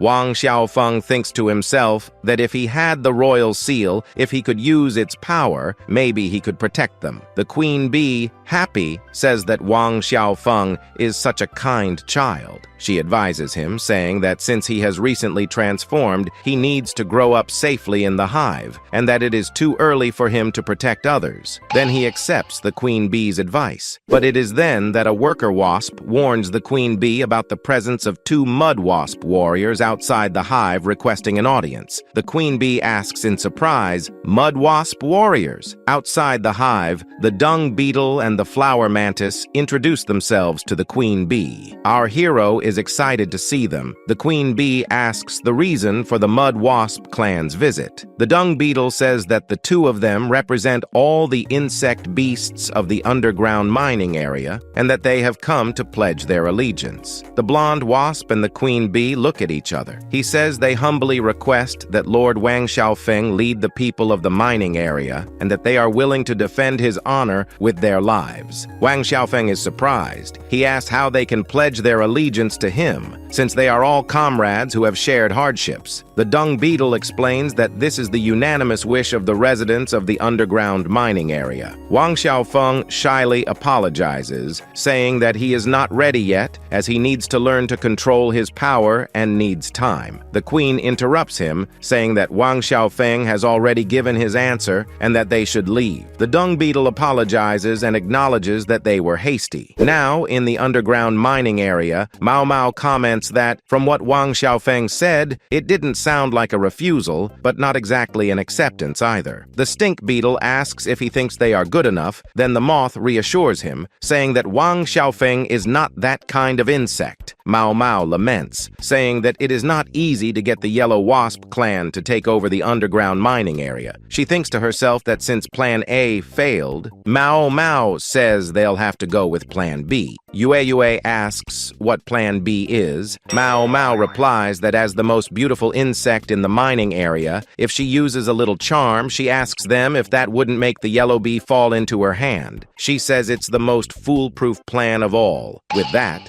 disappointment weighs heavily on everyone in that place. Mao Mao questions the other creatures as to why they are not saying anything. Then the other creatures ignore her as Mao Mao kicks her feet in the background. The moth suggests they go back and ask Wang Xiaofeng directly. The dung beetle agrees and says that guessing won't help. Now, in the Dragon King's chamber, Wang Xiaofeng floats unconscious inside the viscous liquid. He then opens his eyes. But when he realizes that he is submerged in the liquid, he begins to thrash about so as not to drown. Wang Xiaofeng then realizes that he can breathe normally, and looking at his arm, rejoices that it has been regenerated. Then he turns his head a little and realizes that there is something colossal behind him. Wang Xiaofeng screams, and desperate, he tries to swim away from the Dragon King. Then he finally gets out of that crazy liquid. He wonders if the monster didn't chase him because it was seriously injured. Wang Xiaofeng celebrates being alive one more day in that body, and putting on his clothes, looks at the pool of water and says that it must be for the monster to restore its flesh, and is impressed by the regeneration. Our hero shows off his new arm and says that the water not only helped him regenerate his arm, but that he feels his entire body has been strengthened. But he comments that the print on his arm is a little scary. Wang Xiaofeng, with a mischievous look on his face, wonders if he has been strengthened. Then our hero looks around to see if anyone is there, and the little devil starts admiring his potentially strengthened goose. It is then that Wang Xiaofeng hears a strange noise and wonders what it is. He observes a giant blue monster devouring pieces of meat in a cave. Wang Xiaofeng, frightened, comments on the size of the creature. Then he decides that for now, it is safer to stay inside the cave. Half an hour later, the giant blue monster yawns. Our hero is startled by the shaking of the place and wonders if it is an earthquake. Then, the monster lies down on the ground near the meat and sleeps. Wang Xiaofeng decides it's time to escape,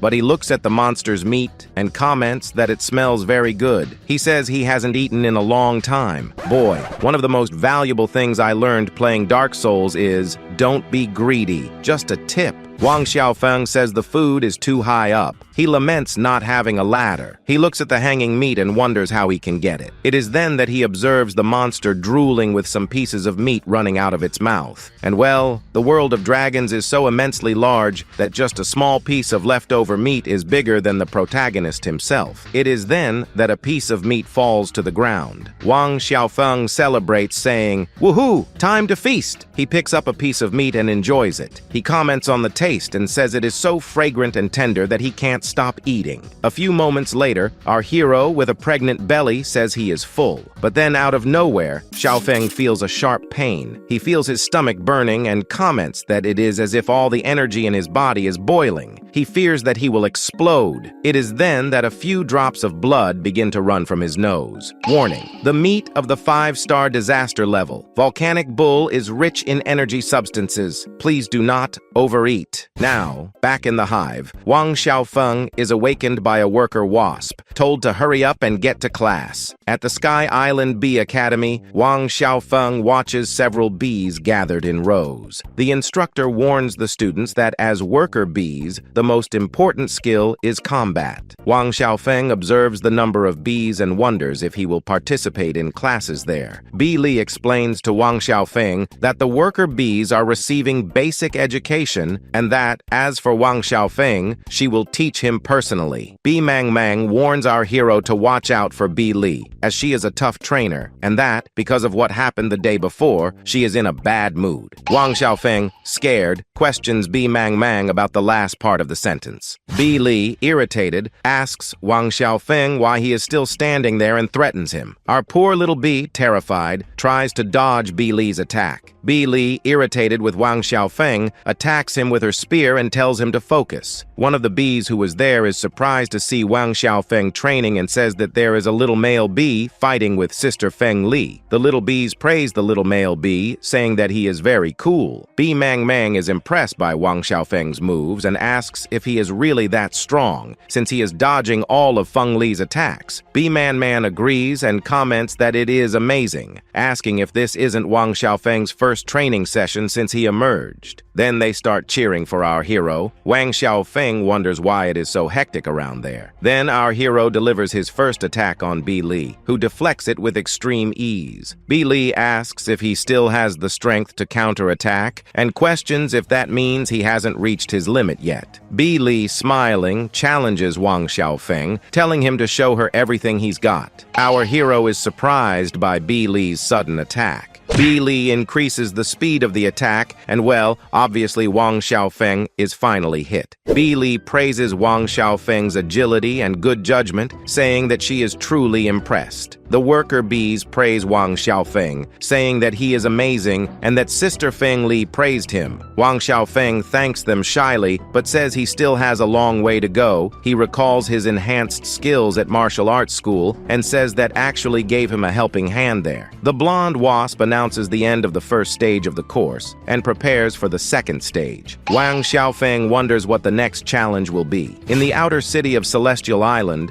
Bee Li comments to the other wasps that it has been a few days since the last cleanup and that the dragon beasts are back. Then, our hero deduces that these must be the planet's dragon beasts. Two-horned dragons graze in the forest. Disaster level, cosmic monster, horned dragon beast. Weight, 18,000 tons. And after living a long story with dragons, he comments, "So that's how big insects are on this planet." Bee Li, watching the horned dragons, decides to use them as material for the second stage of the course. Wang Xiaofeng is astonished. Bee Li asks Bee Mang and Bee Man to do a demonstration for Wang Xiaofeng. They agree, saying that they will take care of it. Our protagonist shows concern, asking if they will be all right, as those dragon beasts look powerful. Bee Li reassures him, telling him to pay attention. Bee Mang and Bee Man fly towards the horned dragon, ready to attack. Then they are enveloped in a bright glow, and out of nowhere, weapons appear in their hands. The bees, now in their most powerful forms, stare at the horned dragons. Then Bee Man attacks the horned dragon with her spear. The horned dragon, feeling something on its back, roars. Then the horned dragon fires its horns at high speed towards the purple-haired bee. Bee Mang swings her scythe and returns the attack to the beast. Man, poor thing. The little dragon just wanted to graze a little. Wang Xiaofeng watches in admiration and wonders what that was. Bee Li explains that this is the star armor and that the cultivation limit of the Zerg warrior himself is 3 stars, however. By pledging allegiance to a sovereign king, the Zerg warriors can quickly gain star power through a connection with the Zerg king, transforming their forms and easily wielding a strength that surpasses their own limits. She adds that this is why Zerg warriors must pledge allegiance to the Zerg king. Wang Xiaofeng comments that it seems like the ancient generals who needed to pledge allegiance to their lord in order to receive troops and supplies to make full use of their strength. Bee Li tells our hero that the standard for passing as a worker bee in 2 weeks is to master his star armor, and that the second stage of training is to master the star armor in 3 days and defeat a 1-star dragon beast, Wang Xiaofeng exclaims, saying that Sister Bee Li is a demon.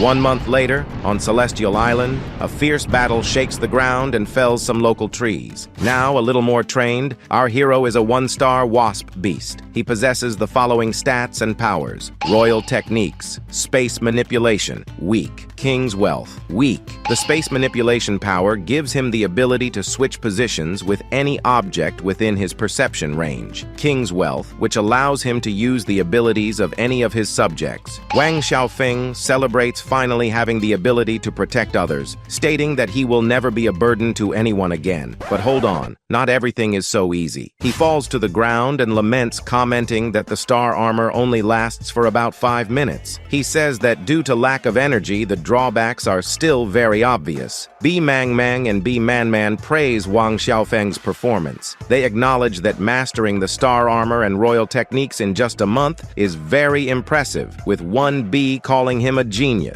Then, B Li announces that the training ends there and asks our hero to go with her to the palace, as the B tribe's council of elders will meet that day, and the other clan leaders want to meet him. He wonders if she is talking about the other leaders of the B tribe. Now, in the palace meeting hall, the Queen Bee apologizes for making everyone wait, while the guard bees and other leaders wait in the room. The Queen Bee asks Wang Xiaofeng to greet the clan leaders. So, our hero introduces himself to the other bees. Oh my goodness. Every day that passes, my desire to buy a doll of this little worker bee only grows. One of the leaders is delighted with Wang Xiaofeng, saying that he is so cute. Another bee asks if he is the legendary male bee with the royal seal. The bees whisper among themselves, commenting on how cute Wang Xiaofeng is and how they want to have the best babies with him. Another bee laughs and asks the others if they are scaring Wang Xiaofeng. Meanwhile, supreme embarrassment invades the mind of our protagonist. Look, I would be having a field day in his situation. Then, a wasp approaches and announces that the queen bee is arriving. The imposing bee, with red hair and gold and black armor, appears in the meeting room. Disaster level, 5 stars. Native monster,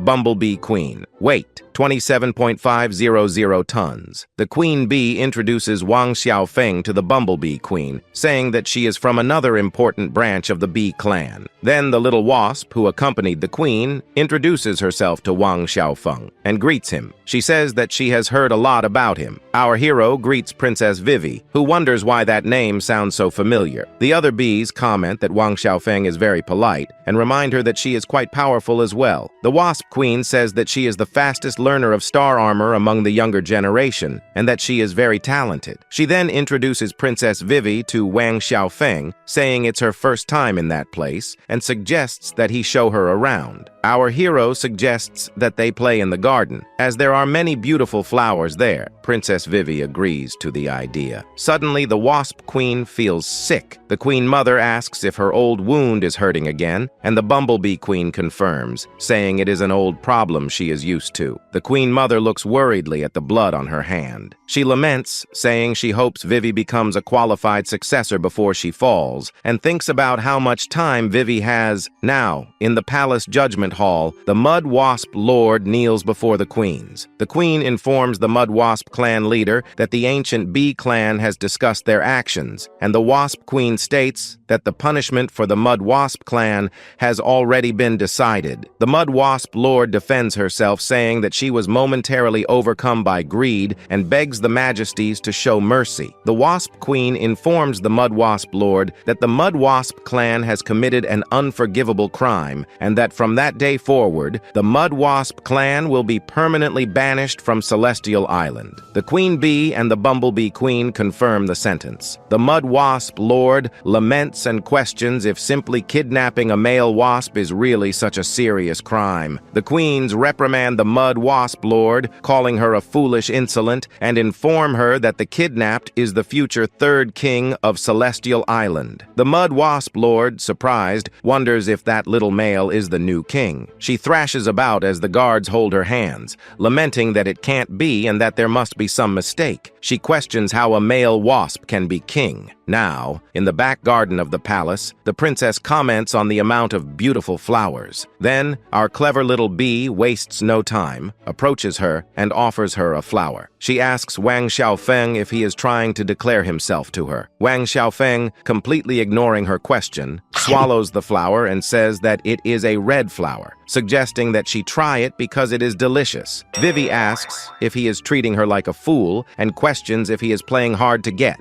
Our hero says it's troublesome to persuade children and wonders why Vivi seems nervous. Then Vivi suggests that they play hide and seek. She thinks to herself that, after all, he is just a child and likes childish games. But in truth, our hero's dissatisfied face is notable. But that's when our dear moth arrives at the scene. The guards watch from atop the wall and comment that the day is the day of the bee tribe's Council of Elders meeting, and that strangers are not allowed in the palace. The moth says that she just wants to see Wang Xiaofeng for a bit. The dung beetle asks if they can help them send a message to Wang Xiaofeng. Our hero from atop the wall watches everything, saying it's for the little moth and the others. Princess Vivi asks if he knows those creatures. Wang Xiaofeng apologizes to Vivi, asking permission to speak with his friends. Vivi, with a smile on her face, allows it. Wang Xiaofeng says goodbye to Vivi and promises to be back soon. Vivi, thoughtful, comments that Wang Xiaofeng left the royal heir behind to greet some commoners and calls him a strange guy. Strange is you, girl. He's simply talking to a damn red beetle and the nicest moth on the planet. Who are you in the breadline, my dear? Bee Li and the queen watch the other wasps from above. Then, our hero appears and calls for the queen. Wang Xiaofeng says that he has come to say goodbye to the queen bee. The queen is surprised. She wonders why Wang Xiaofeng called her Your Majesty and talked about leaving. Wang Xiaofeng tells her that he wants to leave that place and establish his own territory. The queen, surprised, asks if he is sure of his decision. Our hero then confirms. The queen holds Wang Xiaofeng in the air and comments that he is a kind child and that the queen bee likes that about him. The queen then tells Wang Xiaofeng that she knows he has always wanted to help his friends, but that he is destined not to belong there, and that now that he can control the king's power, he is ready to go his own way. The queen bids farewell to Wang Xiaofeng, asking him to go, saying that this will always be his home, and inviting him to visit when he misses her. Wang Xiaofeng, crying, hugs her. Then, the dung beetle and the flower mantis appear from the skies. They call him king and say they have come to escort him. The queen says goodbye to Wang Xiaofeng, asking him to take care from then on. Wang Xiaofeng promises that he will take care as he calls her Mother Bee Queen. Our hero says goodbye to Mother Bee Queen, promising to visit her often. Then, the bees watch our little bee depart. The queen remarks to Bee Li that it was the first time she really felt what it's like to be a mother. Bee Li agrees, saying that she is already their mother. Then, the queen asks Bee Li for a favor. She responds by saying that a queen's command cannot be refused. The bumblebee queen, curious, asks Vivi what she is thinking. Vivi replies that she is not thinking about anything. Then she watches Wang Xiaofeng move away and says that he really likes to show off. Wang Xiaofeng, alongside the dung beetle and the flower mantis, announces that the bee clan leaders have agreed to give him the underground mining area. Princess Vivi, hidden, observes the conversation. Wang Xiaofeng comments that the place is very arid and not suitable for living, and asks for help to build a new city outside the territory of Celestial Island. The dung beetle is surprised by our hero's comment. The praying mantis asks, "In the dragon beast's habitat?" Wang Xiaofeng perks up and says that he has fought countless times with the dragon beasts in the last month, saying that with the king's power they are not unbeatable and that they will no longer be prey. He asks for the help of the flower mantis and the dung beetle to achieve his goal. The flower mantis and the dung beetle kneel before Wang Xiaofeng, swearing loyalty. Princess Vivi watches hidden behind a tree and thanks Wang Xiaofeng. As she flies, surprise, she thinks to herself that he is just a child, but speaks like a great man. Vivi predicts that Wang Xiaofeng will end up in the mouth of the dragon beast sooner or later. Now, in a faraway place, little aphids cry for help. A creature warns them to run as the dragon beast is there again. The creature flies, roaring and destroying houses. Two smaller creatures watch in shock as the dragon beast steps on and stops right in front of them. The dragon roars, preparing to swallow them as the small creatures tremble in fear. But wait, our heroes don't wear capes. They are a bunch of varied and colorful insects. The dung beetle, Wang Xiaofeng, and the praying mantis fly above the dragon beasts. Then they advance towards the dragon beast. Wang Xiaofeng shouts for the beast to stop, saying that he will not let it harm his people. Then, our hero begins to emit an insane glow resembling the sun. The dragon beasts watch in shock at such brightness. Surely an extremely powerful blow must come out of that, right?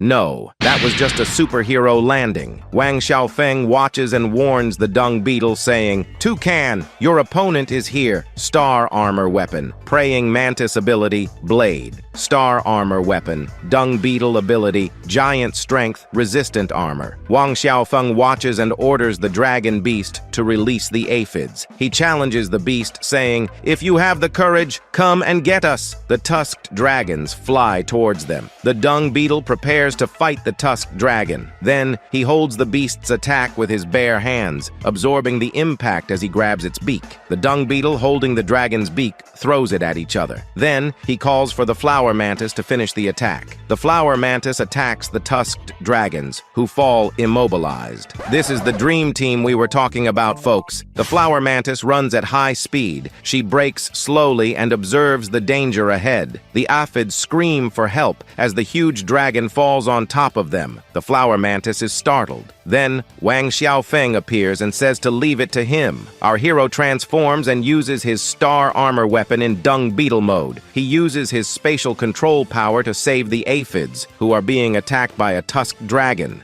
The creatures are surprised by the change of positions. Wang Xiaofeng prepares to face the tusked dragon, activating his giant strength. Then, he grabs the beast with his unusual strength. Wang Xiaofeng asks the aphids if they are okay. The aphids, relieved, thank the insect king. Now, in the underground mine aphid village, one of the creatures tells the residents that it was the insect king who saved them. The aphids wonder if the insect king has come to reclaim that decadent area. Wang Xiaofeng explains that he is not, and that he is there to take them. He says that he is there to open a safer residential area for everyone. The aphids celebrate, saying it's great because they won't have to worry about the dragon beast anymore. Then we go back in time, more specifically to the planning of our hero's headquarters. A few days earlier, at the underground mine temporary command post, Wang Xiaofeng says that for the past few days, they have been examining the surface area around Celestial Island. So he shows a map and explains that the terrain there is flat, food is abundant, and there is a small lake. He concludes that it is the most suitable place to live near Celestial Island. He mentions that the area around the lake is surrounded by a dense forest, and there are signs of dragon activity. He warns that if they want to investigate further, it will be extremely risky and time-consuming. The dung beetle suggests that her tribe might be able to help with the investigation. Wang Xiaofeng asks what tribe she is referring to, and the flower mantis replies that he will know when the time is right.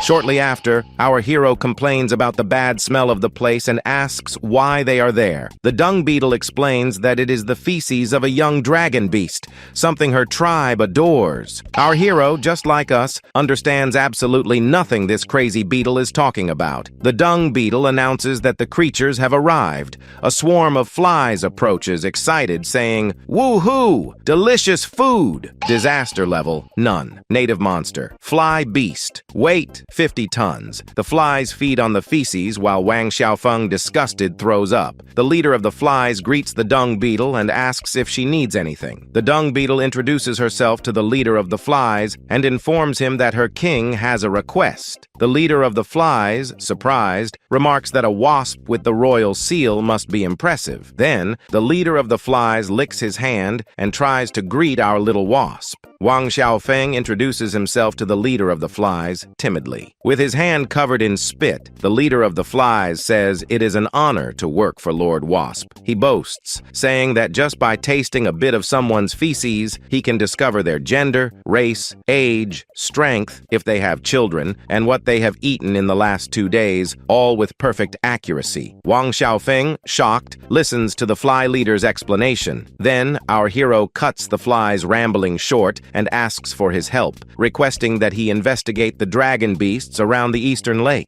The leader of the flies is interested in the request and asks if he is planning to take over the Eastern Lake territory. Wang Xiaofeng confirms and says he wants to establish an insect tribe settlement at Eastern Lake. The leader of the flies accepts the request and calls his subordinates. He orders his subordinates to follow him to investigate the dragon beasts near Eastern Lake. The flies gather and prepare for the investigation. The dung beetle, Wang Xiaofeng, and the little moth watch the fly leader and the others leave. Our protagonist washes his hands in the lake. He smells his hand and comments that it still seems to smell. Mao Mao and the stinky beetle approach Wang Xiaofeng. She says she has heard that he is going to establish a new insect tribe settlement and that they have all come to help. Wang Xiaofeng is surprised by the presence of his friends. Mao Mao says that the insect beasts have formed a team of almost 1,000 insects to face the dragon beasts at Eastern Lake, and that there will be no problem at all. Our hero watches, dumbfounded, at the number of insects gathered. Behind Wang Xiaofeng, an insect carrying a baby also comes forward to help him. The other insects are delighted with the baby and comment on how cute it is. Then a ladybug and some other insects appear and say they want to fight the dragon beast alongside Wang Xiaofeng. Then our hero turns and asks what the insect behind him was holding. The ant, holding kitchen utensils, explains that they are his cooking tools and says he can use them to crush the dragon beast. Wang Xiaofeng is embarrassed and stops him, warning that the group is just cannon fodder for the dragon beasts. Wang Xiaofeng adds that they cannot be led. But wait, because the Powerpuff Girls enter the game to save the day. B. Lee, B. Mang Mang, and B. Man Man approach Wang Xiaofeng and introduce themselves. Wang Xiaofeng asks what they are doing there. B. Lee explains that they are there under the orders of the Queen Bee to protect him. And what protection? Right after she says that, the Wasp tribe's 5th squadron appears before Wang Xiaofeng. B. Lee says that the squadron will be under Wang Xiaofeng's command. My goodness, what a team, my friends. What a team. Bring it on, Dragon King. Shortly after, the brief training of Wang Xiaofeng's insect companions begins. The dung beetle, with his arms tied, asks them to pull him and give it their all. The insects try, but it's not even enough to make him take a single step. Then, the Ronnie Coleman of insects begins a turning movement. And it's a strike. Half a second later, all the insects fly away. Poor things. F in the chat. But the dung beetle doesn't care. He gives everyone a hard time, saying that the dragon beast's power is not limited to his alone. He yells at them to get up and keep fighting. B. Lee, observing everything, praises the progress of all the warriors. Our hero shouts excitedly, saying that they are all improving a lot. She explains to Wang Xiaofeng that the task of establishing a new home should be entirely done by them, the Wasp tribe. But why did she have to say that? The praying mantis rebels against B. Lee's words and says that the Wasp tribe is certainly strong, but that the other insect tribes are also striving for their future. B. Lee retorts by saying that if effort were important, what good would talent be? Then, the praying mantis gets closer and says that even without the Wasp tribe, they can create a new home with their own strength. B. Lee and the flower mantis glare at each other, while Wang Xiaofeng tries to defuse the situation,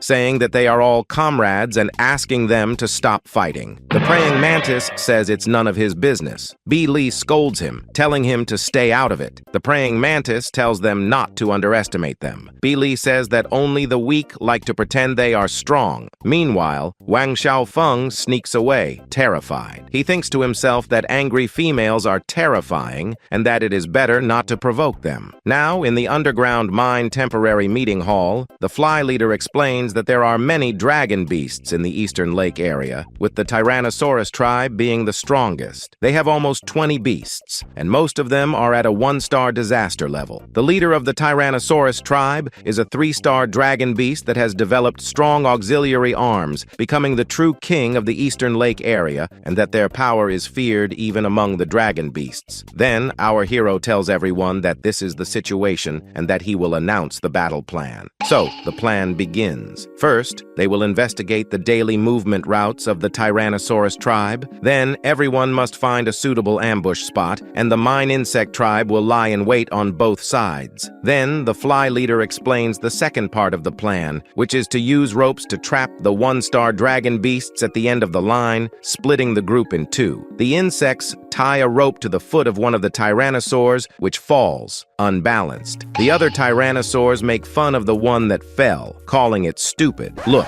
I would do the same. The fly leader, observing the tyrannosaurs caught in the rope, explains that just like in training, the Mine tribe uses ropes to keep the one-star tyrannosaurs in place. One of the tyrannosaurs wonders where that rope came from. Then, the strongest wasps will eliminate the tyrannosaurs one by one. So here is the last part of the plan. Use the numerical advantage to quickly eliminate all the one-star dragon beasts. A tyrannosaurus watches, confused, as a bright light forms in the sky. B. Lee, now in her star armor, prepares for the attack, positioning her spear and shield. As for the leader of the tyrannosaurs, the dung beetle and Fengli will prevent him from helping the others. A 3-star tyrannosaurus with red armor charges forward to attack our hero. He comments that it's just a few insects getting ideas. 2 tyrannosaurs are hit by an energy attack from the flower mantis, which is moving at high speed. The flower mantis stops abruptly while the other beasts watch in despair. Wang Xiaofeng wonders why the Tyrannosaurus is not falling. The praying mantis explains to Wang Xiaofeng that the wound is superficial and that he is relying too much on his own strength. She advises him to use weight and inertia to his advantage. Our hero thinks to himself that the king's wealth only allows him to acquire the abilities of his companions. To fully unleash their power, he needs to hone his own qualities and techniques. B. Mang Mang and B. Man Man approach Wang Xiaofeng. B. Mang Mang celebrates the success of the plan, saying that everything went exactly as he planned. But there is no time to lose. Our protagonist suggests that they go help the dung beetle and Fengli. The 3-star Tyrannosaurus advances towards the dung beetle. The dung beetle positions himself for the attack. He recognizes the strength of the Tyrannosaurus, calling it strong red treasure. The 3-star Tyrannosaurus roars in front of our team's tank.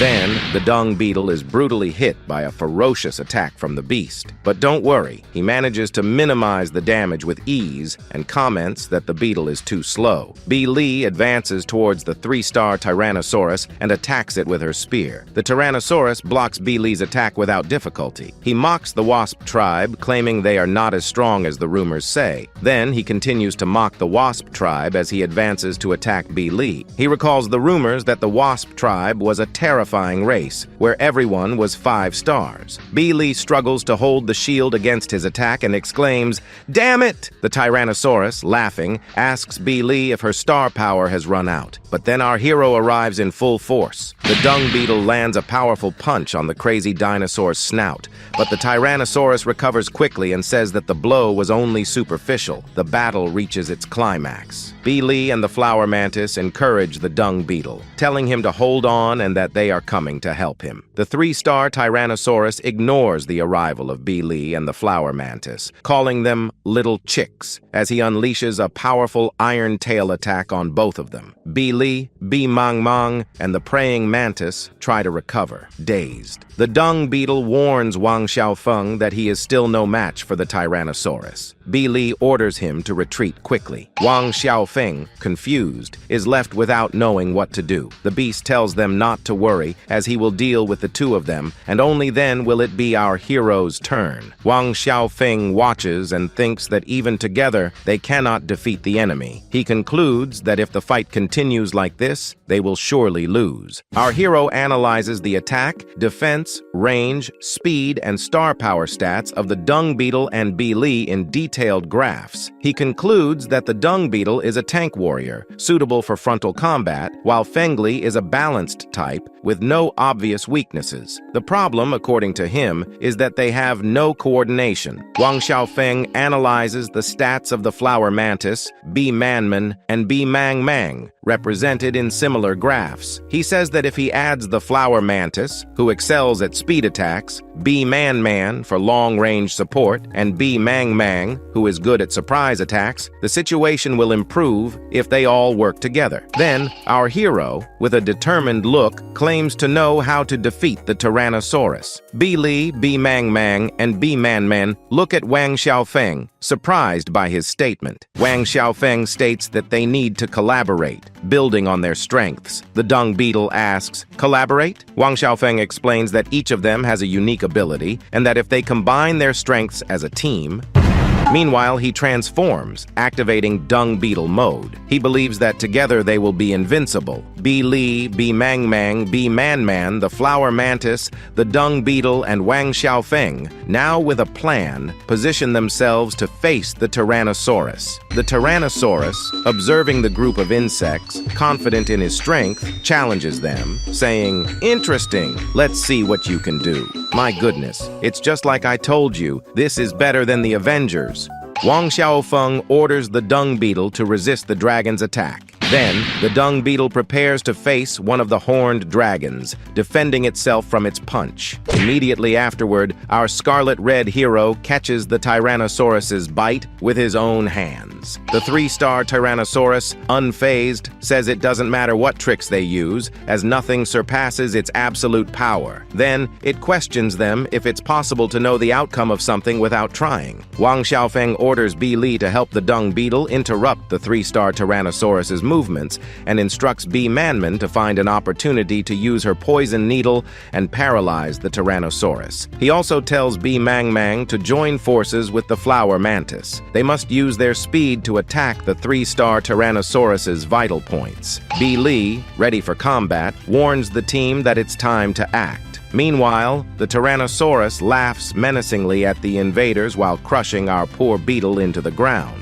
It claims to be the owner of the territory and that anyone who dares to challenge it will die. Then, B. Li steps forward and challenges it, warning that its opponent has arrived. The Tyrannosaurus is surprised by a powerful energy attack unleashed by B. Li. Then it roars as it is sliced in half. B. Mang Mang wastes no time and fires her energy attack, while B. Man Man strikes the enemy with her spear. A powerful explosion engulfs the area, but the attack is not enough to bring it down. B. Mang Mang observes the Tyrannosaurus and comments that their coordinated attack is working. B. Man Man comments that the 3-star Tyrannosaurus is really powerful, as it wasn't brought down by their attacks. The dinosaur gets irritated, saying that the insects keep coming, one after another, endlessly. Then, it says it didn't expect a 1-star insect alliance to be so difficult to deal with. It realizes that its energy is depleting, and its only option is to try to defeat them one by one. But without time to breathe, the Tyrannosaurus, astonished, notices the flower mantis watching it and asks what it's looking at. The Tyrannosaurus roars, and the flower mantis attacks it with a powerful energy blast that hits it squarely. The mantis passes by and complains about the resistance of the dragon's armor. Annoyed by the insect's persistence, the Tyrannosaurus decides to start attacking the flower mantis and orders it to die. But it didn't expect our hero to be able to teleport with someone and use the power of all the insects in combat. So Wang Xiaofeng switches places with the mantis and prepares to withstand the blow using the dung beetle's power. The dinosaur strikes Wang Xiaofeng with a powerful blow and roars in fury. The flower mantis calls out to Wang Xiaofeng, worried for his safety. Then, sunken into the ground, he calms the team and assures them he is fine. The 3-star Tyrannosaurus roars and fires a blast of fire from its mouth. Our hero, watching the fireballs approaching, warns B. Manman to be careful. B. Manman is startled by the attack and doesn't know what to do,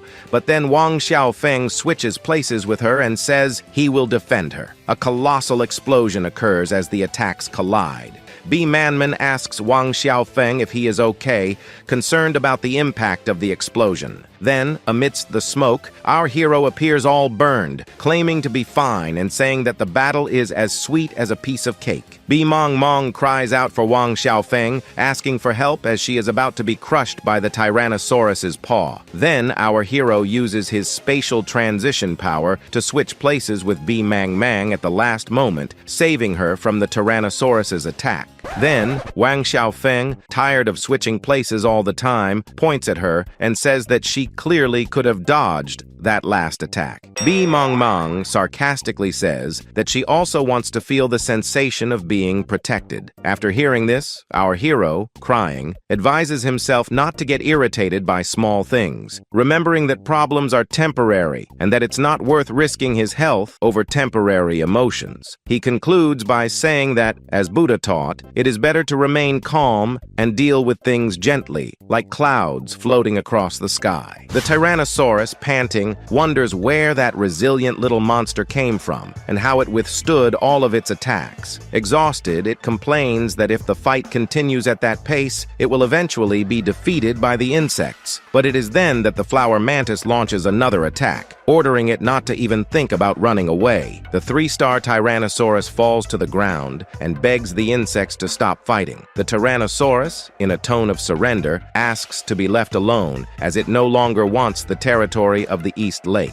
It begs the insects to just go away and promises never to provoke them again. Mang warns the group not to believe the 3-star Tyrannosaurus's lies. Li agrees with Mang and says that dragon beasts have a strong sense of vengeance. She orders them to finish it off once and for all. The dung beetle grabs the beast from behind and orders it not to even think about escaping. The horned dragon, furious, curses the insects and claims that the dragon clan will never forget the attack. It shouts, explaining that if its allies find out that the insects dared to attack the dragon clan, they will be completely exterminated. But without listening to its words, the dung beetle lifts the horned dragon and orders its allies to attack. Then it throws it as the bees join the combat with their energy attacks. Li, flying over the defeated Tyrannosaurus, had just delivered the final blow with her spear. Mang celebrates the team's victory. Li, thoughtfully, comments that eliminating the group of 3-star dragon beasts without any casualties is an overwhelming and unprecedented victory in the hundreds of years of war between wasps and dragon beasts. Li, looking at Wang Xiaofeng, reflects on his intelligence, quick adaptability, and responsibility. She wonders if Wang Xiaofeng, who shows so much care for his allies, is really a wasp that just went through metamorphosis. Then there he is, our hero boasting, saying that the battle was very easy and that everything went according to his calculations. And well, the fool says that with his face full of bruises, this guy is amazing. Mang praises Wang Xiaofeng, saying that he is impressive for having dealt with the 3-star dragon beast so easily. Then, Mang questions why she is being ignored as our hero walks away, bidding her farewell. Mang apologizes for her previous behavior. She asks to be forgiven. Now, at the East Lake, the creatures observe, impressed, the beauty of the place. Wang Xiaofeng observes the East Lake and proudly declares that from that day forward, that will be their new home. Oh man, that's so cool! The insects are finally going to get out of that slave underground created by the mud wasps. This small part of my life is called happiness. Wang Xiaofeng addresses the insects, reminding them that this is the first territory conquered by insects outside of the Celestial Island,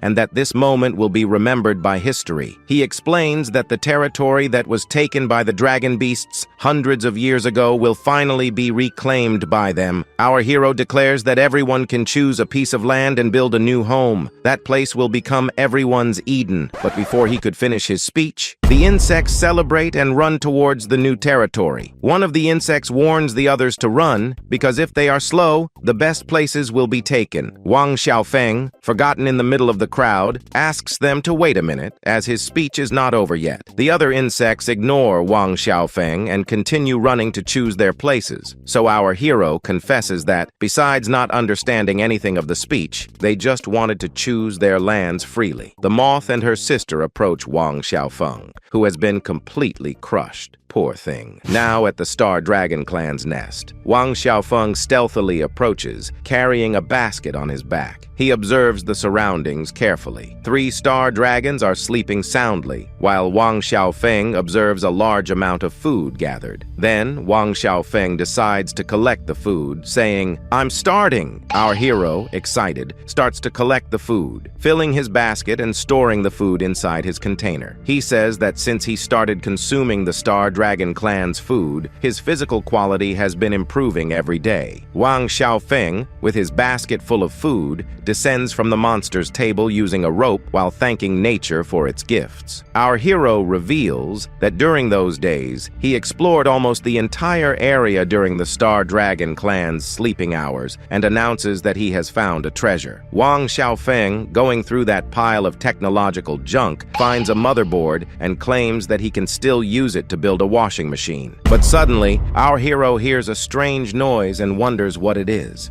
Wang Xiaofeng approaches the bottom of a dark cave. He yells, asking if anyone's down there. Princess Wei Wei is the one down there, scared and crying. She hears Wang Xiaofeng. The princess realizes that the voice belongs to a human. She gets up, feeling a surge of hope. Princess Wei Wei introduces herself as Vivi, the 133rd princess of the Galactic Empire. Wait a minute, Princess Vivi? Does this crazy woman have 2 bodies? Someone thinks. She orders the human to save her immediately, offering 500,000 star coins as a reward. Wang Xiaofeng, carrying his basket of food, looks down at Princess Wei Wei. Our hero notes that the princess was crying but changed her tune upon seeing someone. He walks away, pretending he didn't see Princess Wei Wei, even as she raises the reward to 1 million and begs him not to leave. Looking at his list of goals, our hero observes 100 friends complete, 1,000 square meters big house. He gets excited, realizing that the goals he thought were impossible to achieve in the insect beast world might suddenly come true. Wang Xiaofeng, downcast, mutters that the remaining 2 goals are difficult. He can't marry an insect beast, and his parents would be terrified. Suddenly, a devilish Wang Xiaofeng appears behind him, pointing out that there's already a woman right there. Our hero freaks out, saying no way, he already saved her once, and she abandoned him without a second thought.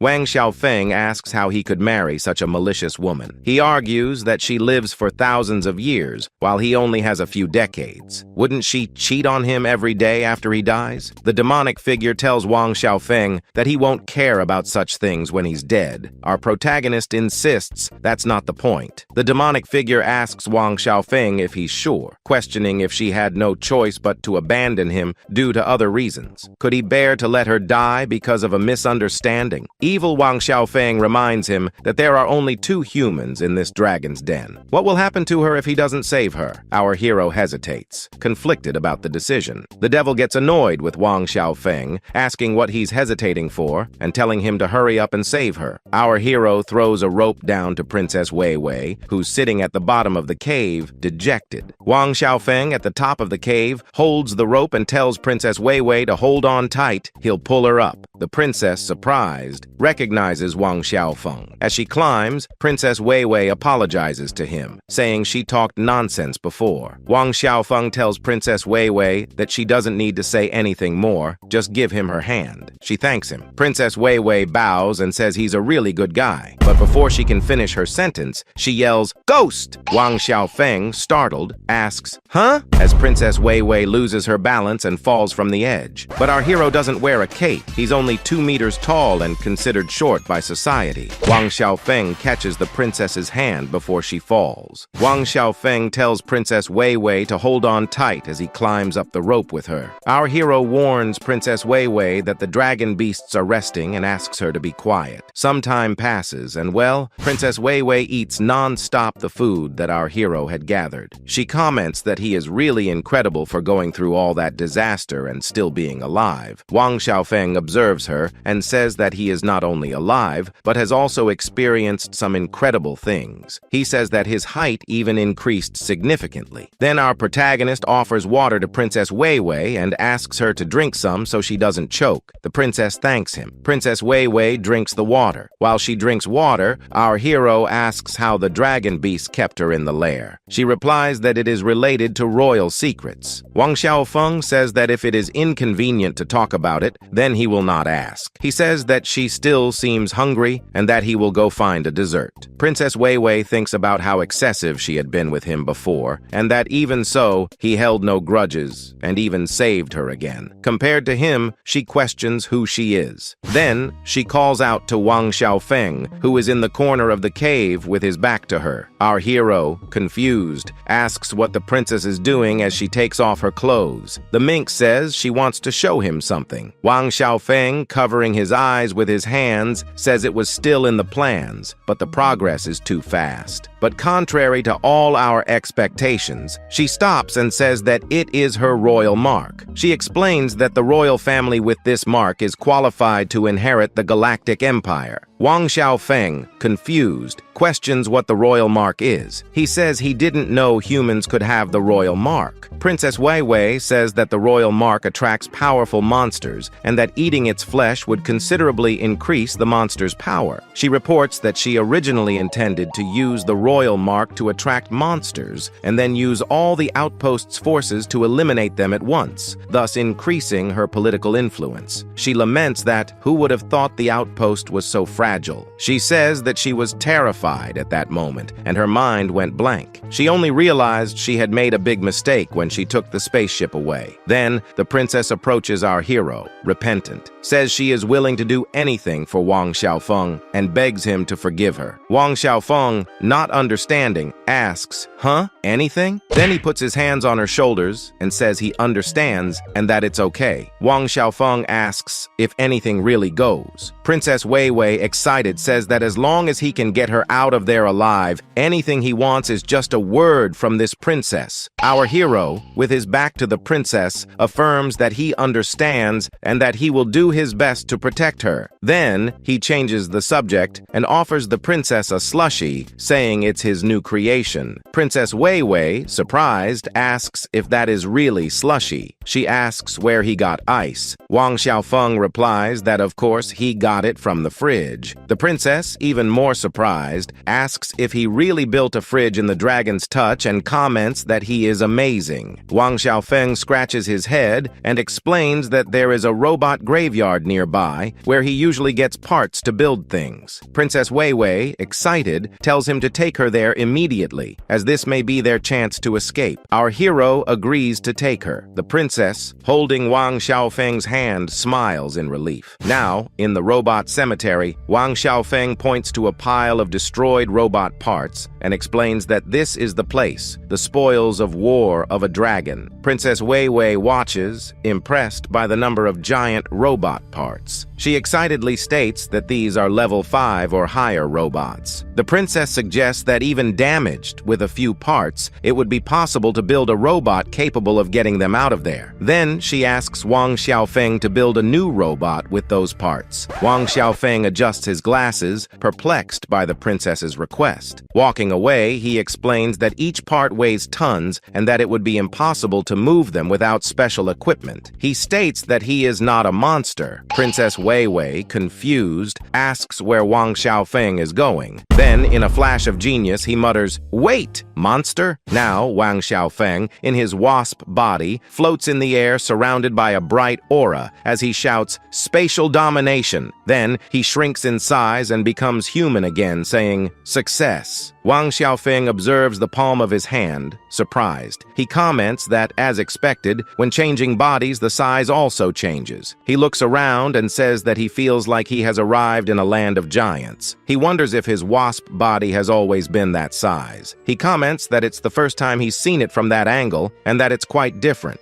Then the little butterfly approaches and says, "It's time to change Wang Xiaofeng's bandages." Well, the poor butterfly is startled to see our hero that size. As it gets gets closer, our hero wonders, what is this scary pressure? The butterfly runs and shows the little Wang Xiaofeng to her sister, saying that she captured this strange creature. The insect sister explains that Wang Xiaofeng was seriously injured fighting the 3-star dragon beast and scolds her, saying that instead of taking care of him, she is just playing around. The butterfly retorts, saying that Wang Xiaofeng is not in the room. Meanwhile, Wang Xiaofeng claims that he is the Wang Xiaofeng. The sister orders her to look for Wang Xiaofeng immediately. The little butterfly holding Wang Xiaofeng says she understands and asks her not to be angry. Oh my God, look at our hero's face with his cheeks stretched. I really want a doll of him now. Now, a group of insects, including the dung beetle treasure, the flower praise, Mao Mao, and the stinky beetle, are walking through the forest. Ronnie Coleman observes other insects and asks what they are doing there. He warns them that this is the place where the king rests. The red insect replies that, of course, they came to see the insect king. The giant beetle informs them that the insect king was injured in the last battle and cannot receive visitors. He asks the guests to withdraw. The female insect is surprised and asks how they let the insect king go into battle and get hurt. Another beetle, annoyed, questions what the incompetents are doing. The dung beetle orders them to withdraw if they have no further business. Excuse me, everyone, but I can't take Mao Mao's face seriously. Look at that.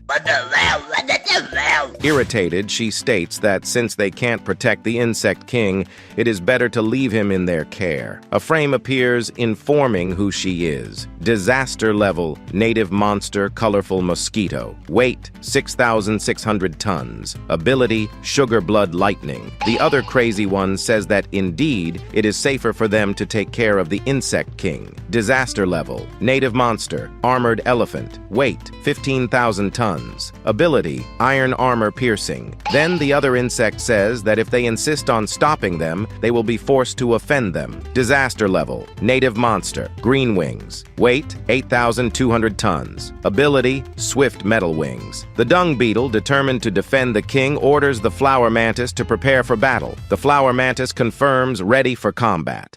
The flower mantis flies at high speed towards the cyborg insect. She is startled by its speed. The insect activates its metallic wings. Then, the clash of the fastest begins. The praying mantis unleashes powerful attacks with its energy blade, while the cyborg insect defends itself with its metallic claws. The might-armored elephant launches itself towards the dung beetle with its spinning attack. He shouts, "Try my drill!" Then, our insect Ronnie Coleman holds that attack with just one hand, saying that there is no point in this fight. He states that the difference between them is obvious as he pushes the armored elephant away. The dung beetle, feeling the impact of the armored elephant's blow, is surprised and says, "Oh, he really does have some power." Ronnie Coleman, confused, observes the damage to his armor and mutters, "The colorful mosquito spits blood and complains about the horrible taste." She states that dragon beast blood is much tastier. Bee Mang Mang, pensive, observes the fight. Then the bee shouts excitedly, "They're fighting! Fighting!" Bee Mang Mang comments that the newcomers are quite capable, as they have already been resisting for some time. Bee Lee comments that they have some skill, but their coordination is weak. She states that they will fail sooner or later. Now, leaving the fight aside, the little butterfly looks at our little protagonist and asks if he is really Xiao Feng. Wang Xiaofeng confirms, saying, "Yes, yes." She asks him why he looks like that and if he is hurt. Wang Xiaofeng replies that it is difficult to explain. Wang Xiaofeng, in the butterfly's arms, thinks about whether he can say that this is his original form. Meanwhile, the flower mantis attacks the green-winged insect at high speed. The armored elephant attacks the dung beetle. The colorful mosquito observes everything from afar, doing the containment, and the other idiot insects watch everything without helping at all. Then, the butterfly arrives with Wang Xiaofeng in her arms and asks what is going on. Mao Mao explains that some insect warriors came looking for Wang Xiaofeng, but the stinky beetle stopped them, and now they are fighting. The stinky beetle states that they have been fighting for quite some time. Our incredulous hero wonders, "They are looking for me!" Wang Xiaofeng, worried, says that if the fight continues, someone could get hurt, and he needs to stop them. The little butterfly looks at Wang Xiaofeng in her arms and questions why he is sleeping. Is our protagonist some kind of narcoleptic? But calm down, it was all strategy. Wang Xiaofeng, in his wasp form, emerges from a red pool, sighing with relief. He comments on the effectiveness of the pool in his recovery, stating that his body has almost fully recovered in a short time. He smiles and says that his star energy has also been replenished, and it is time to return. Then our hero, in his star armor, appears in the forest and shouts, "Stop!" Wang Xiaofeng stands between the group of fighting insects, ordering them to stop immediately. He states that, as Insect King, he orders them to stop this pointless fight. The colorful mosquito laughs, confirming the rumors about the Insect King. The armored elephant, surprised by his presence, asks if he is the Insect King. The colorful mosquito and the cyborg insect stop fighting and watch Wang Xiaofeng, bowing in reverence. The colorful mosquito approaches our hero and greets him. Wang Xiaofeng asks, astonished, if they were not there to cause trouble. The colorful mosquito, impressed, talks about the rumors surrounding Wang Xiaofeng. She says that he abandoned his noble status, led the lower-class insects, resisted the oppression of the nobles, swore to annihilate the dragon beasts, and reclaim the land of the insect beasts. Wang Xiaofeng, confused, asks where they heard these things. The cyborg insect explains that he saw a pamphlet and decided to join Wang Xiaofeng. The armored elephant asks the Insect King to sign the pamphlet for him. The colorful mosquito says that all the flying insect clans are spreading the word about Wang Xiaofeng's heroic deeds. Our protagonist looks at the pamphlet, surprised by the content. He reads, "Recruitment order for the annihilation of the dragon beasts, reclaiming the ancestral land of the insect beasts, restoring past glory, and recruiting talent." Wang Xiaofeng asks Mao Mao and the stinky beetle if they know who made that pamphlet. Mao Mao, with her hand on her head, trying to play it off, asks if there really is a pamphlet about him and that there must be someone who admires him. The stinky beetle states that Wang Xiaofeng is now famous. Then, a flying ladybug tells Mao Mao that all the pamphlets are gone and asks if they should print more. Mao Mao asks the stinky beetle where to put the statue they are carrying. Wang Xiaofeng watches all this, surprised and speechless. Then, Mao Mao, ignoring that Wang Xiaofeng is right in front of her, orders them to keep printing the pamphlets non-stop. Our hero, perplexed, asks her what that statue and those pamphlets are. Mao Mao replies that it is a long story. The stinky beetle adds that it really is a long story. Mao Mao, panicking, warns the stinky beetle to run away because they have been discovered. The stinky beetle and Mao Mao start running away. Wang Xiaofeng, stunned by what had just happened, calls Mao Mao and the stinky beetle idiots. Meanwhile, the colorful mosquito approaches, smitten with our hero. So, prepare your time machines, because now we're going back to the past, to the flower mantis's past more specifically. The little praying mantis cries out for her parents as they are impaled by huge pieces of wood. The little flower mantis looks at the bodies on the ground, crying because she has lost the ones she truly loved. That's when our hero, the dung beetle, arrives, thanking God that there are survivors. The poor insect begs him to save her parents. The dung beetle tells her that they are already dead and that this place is dangerous, ordering them to leave immediately. The praying mantis refuses to leave, stating that she wants to stay with her parents, while a giant silhouette appears behind her. Then, she wakes up, startled by the terrible nightmare she just had. She gets up and comments that she had that dream again. Then she goes outside and observes her new family, the insect kingdom built by Wang Xiaofeng. The insects work together to form a more prosperous society in that place, except for this girl here. I think she's a little angry about something. The flower mantis watches everything from behind a tree. She turns and asks, "Xiaofeng?" A creature approaches Wang Xiaofeng and the group of insects. It explains that they are refugees from the borderlands, and that, upon hearing about the great bee king, they have come with over 200 insects to pledge their allegiance. Then our hero says that because they trust King Xiaofeng, he guarantees that he will take good care of their people.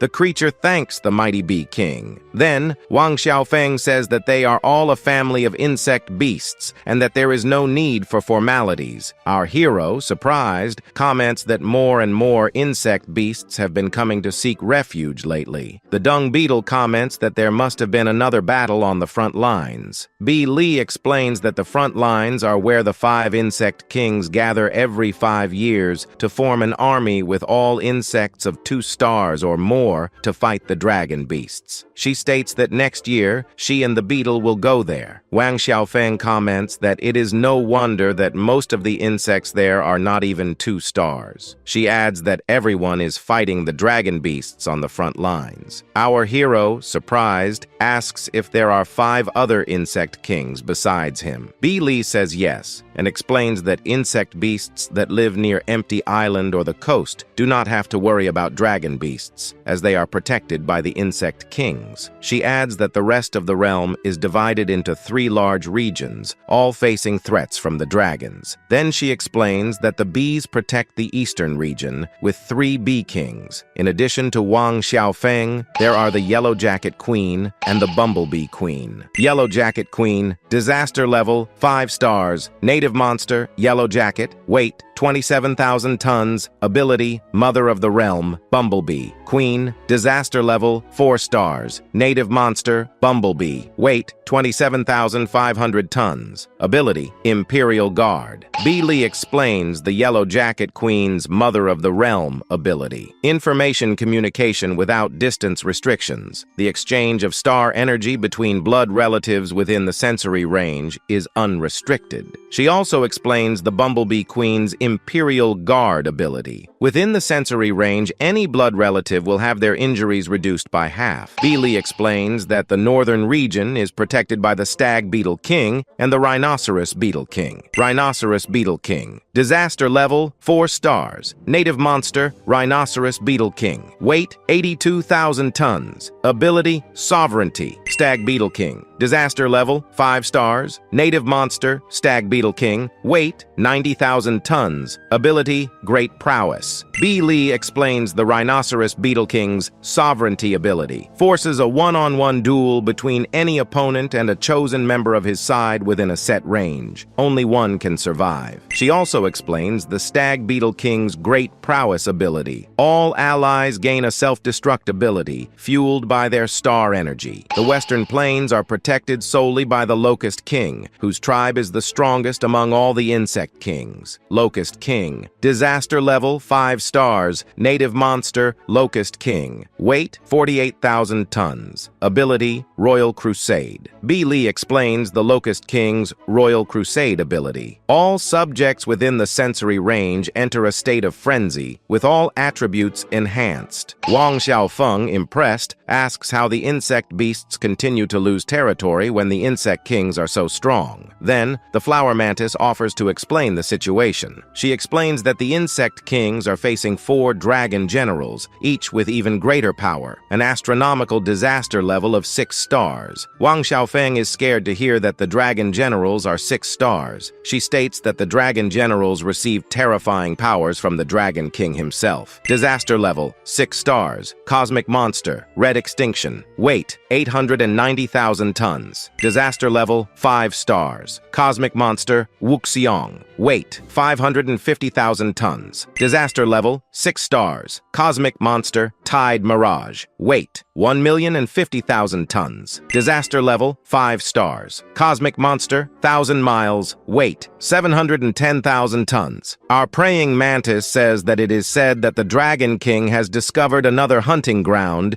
and has gone there with most of his elite forces. Besides the 4 6-star dragon generals, there are even more terrifying creatures out there. The praying mantis states that she will soon reach 2 stars and join everyone on the front lines. Ronnie Coleman, hearing this, says that she is still young and asks her not to be reckless. Then, our hero states that he will train hard and become stronger so they can fight together. Li addresses him and says that since Xiaofeng is so eager to get stronger, they will increase the intensity of training from the next day onwards. Haha, sucker, go on. Keep being funny. Wang Xiaofeng asks if there isn't a faster way to get stronger. Li slaps him and asks if he really doesn't like her training, but she explains that there is a faster way to gain strength, by consuming the flesh of high-level dragon beasts. She states that the stronger the dragon beast, the more effective it is. She says that the 3-star dragon meat and the 1-star dragon meat they recently acquired have a good chance of producing some 1-star insect warriors. Wang Xiaofeng thinks about the high-level dragon beast meat. After all, he only eats that in his other body. And speaking of which, the other Wang Xiaofeng states that they have plenty of material and energy to build robots now. He explains that the problem is the robot's blueprint. He says he's only repaired robots, never built one. He concludes that without understanding the detailed construction, it would be impossible. But then our hero is startled by something. Then our hero leaves the robot cemetery and asks what happened. Princess Wei Wei, lying on the ground, replies that it was the Star Dragon King. She asks why the Star Dragon King is there. Wang Xiaofeng, surprised, exclaims, "The Star Dragon King?" Princess Wei Wei asks if he is referring to that monster. Then, facing the Dragon King's lair, they observe it. Our hero asks her not to worry and explains that the Star Dragon King has been recovering in that pool for a month and his knees haven't healed yet. But then, Wang Xiaofeng stops and comments that if they let the Star Dragon King recover, it would be a problem. Then, in a moment of sanity, he wonders if that's not high-level dragon meat ready to eat. Wang Xiaofeng reassures the crying girl, stating that he will not let him recover before they leave, while she clings to him in fear. And well,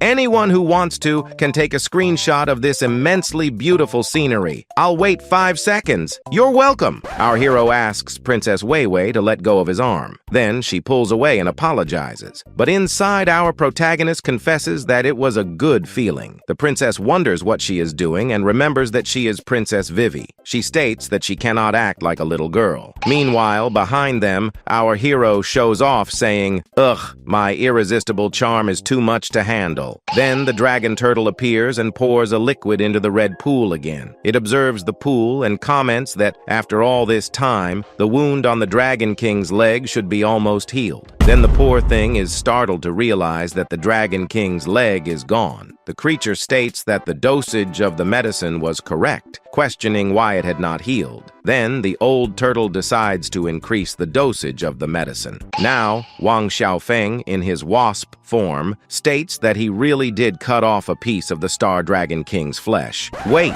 now I understand. With the spatial power of his wasp form, besides being able to switch places with any body, he can also teleport inanimate objects that are within his reach, like the dragon meat. That's so cool. Wang Xiaofeng cuts the meat with a fork. He asks how many stars the Star Dragon King has. Then our hero decides to eat the meat, stating that it doesn't matter how many stars the Dragon King has. And well, upon eating the meat, a strong pulse takes over his body. Wang Xiaofeng, enveloped in an aura, startles everyone with a strong light emanating from the treehouse. Wow, our hero is going to transform into the fucking Exodia with the Insect King's star and consuming the flesh of the fucking Dragon King. No one will be able to stop this guy.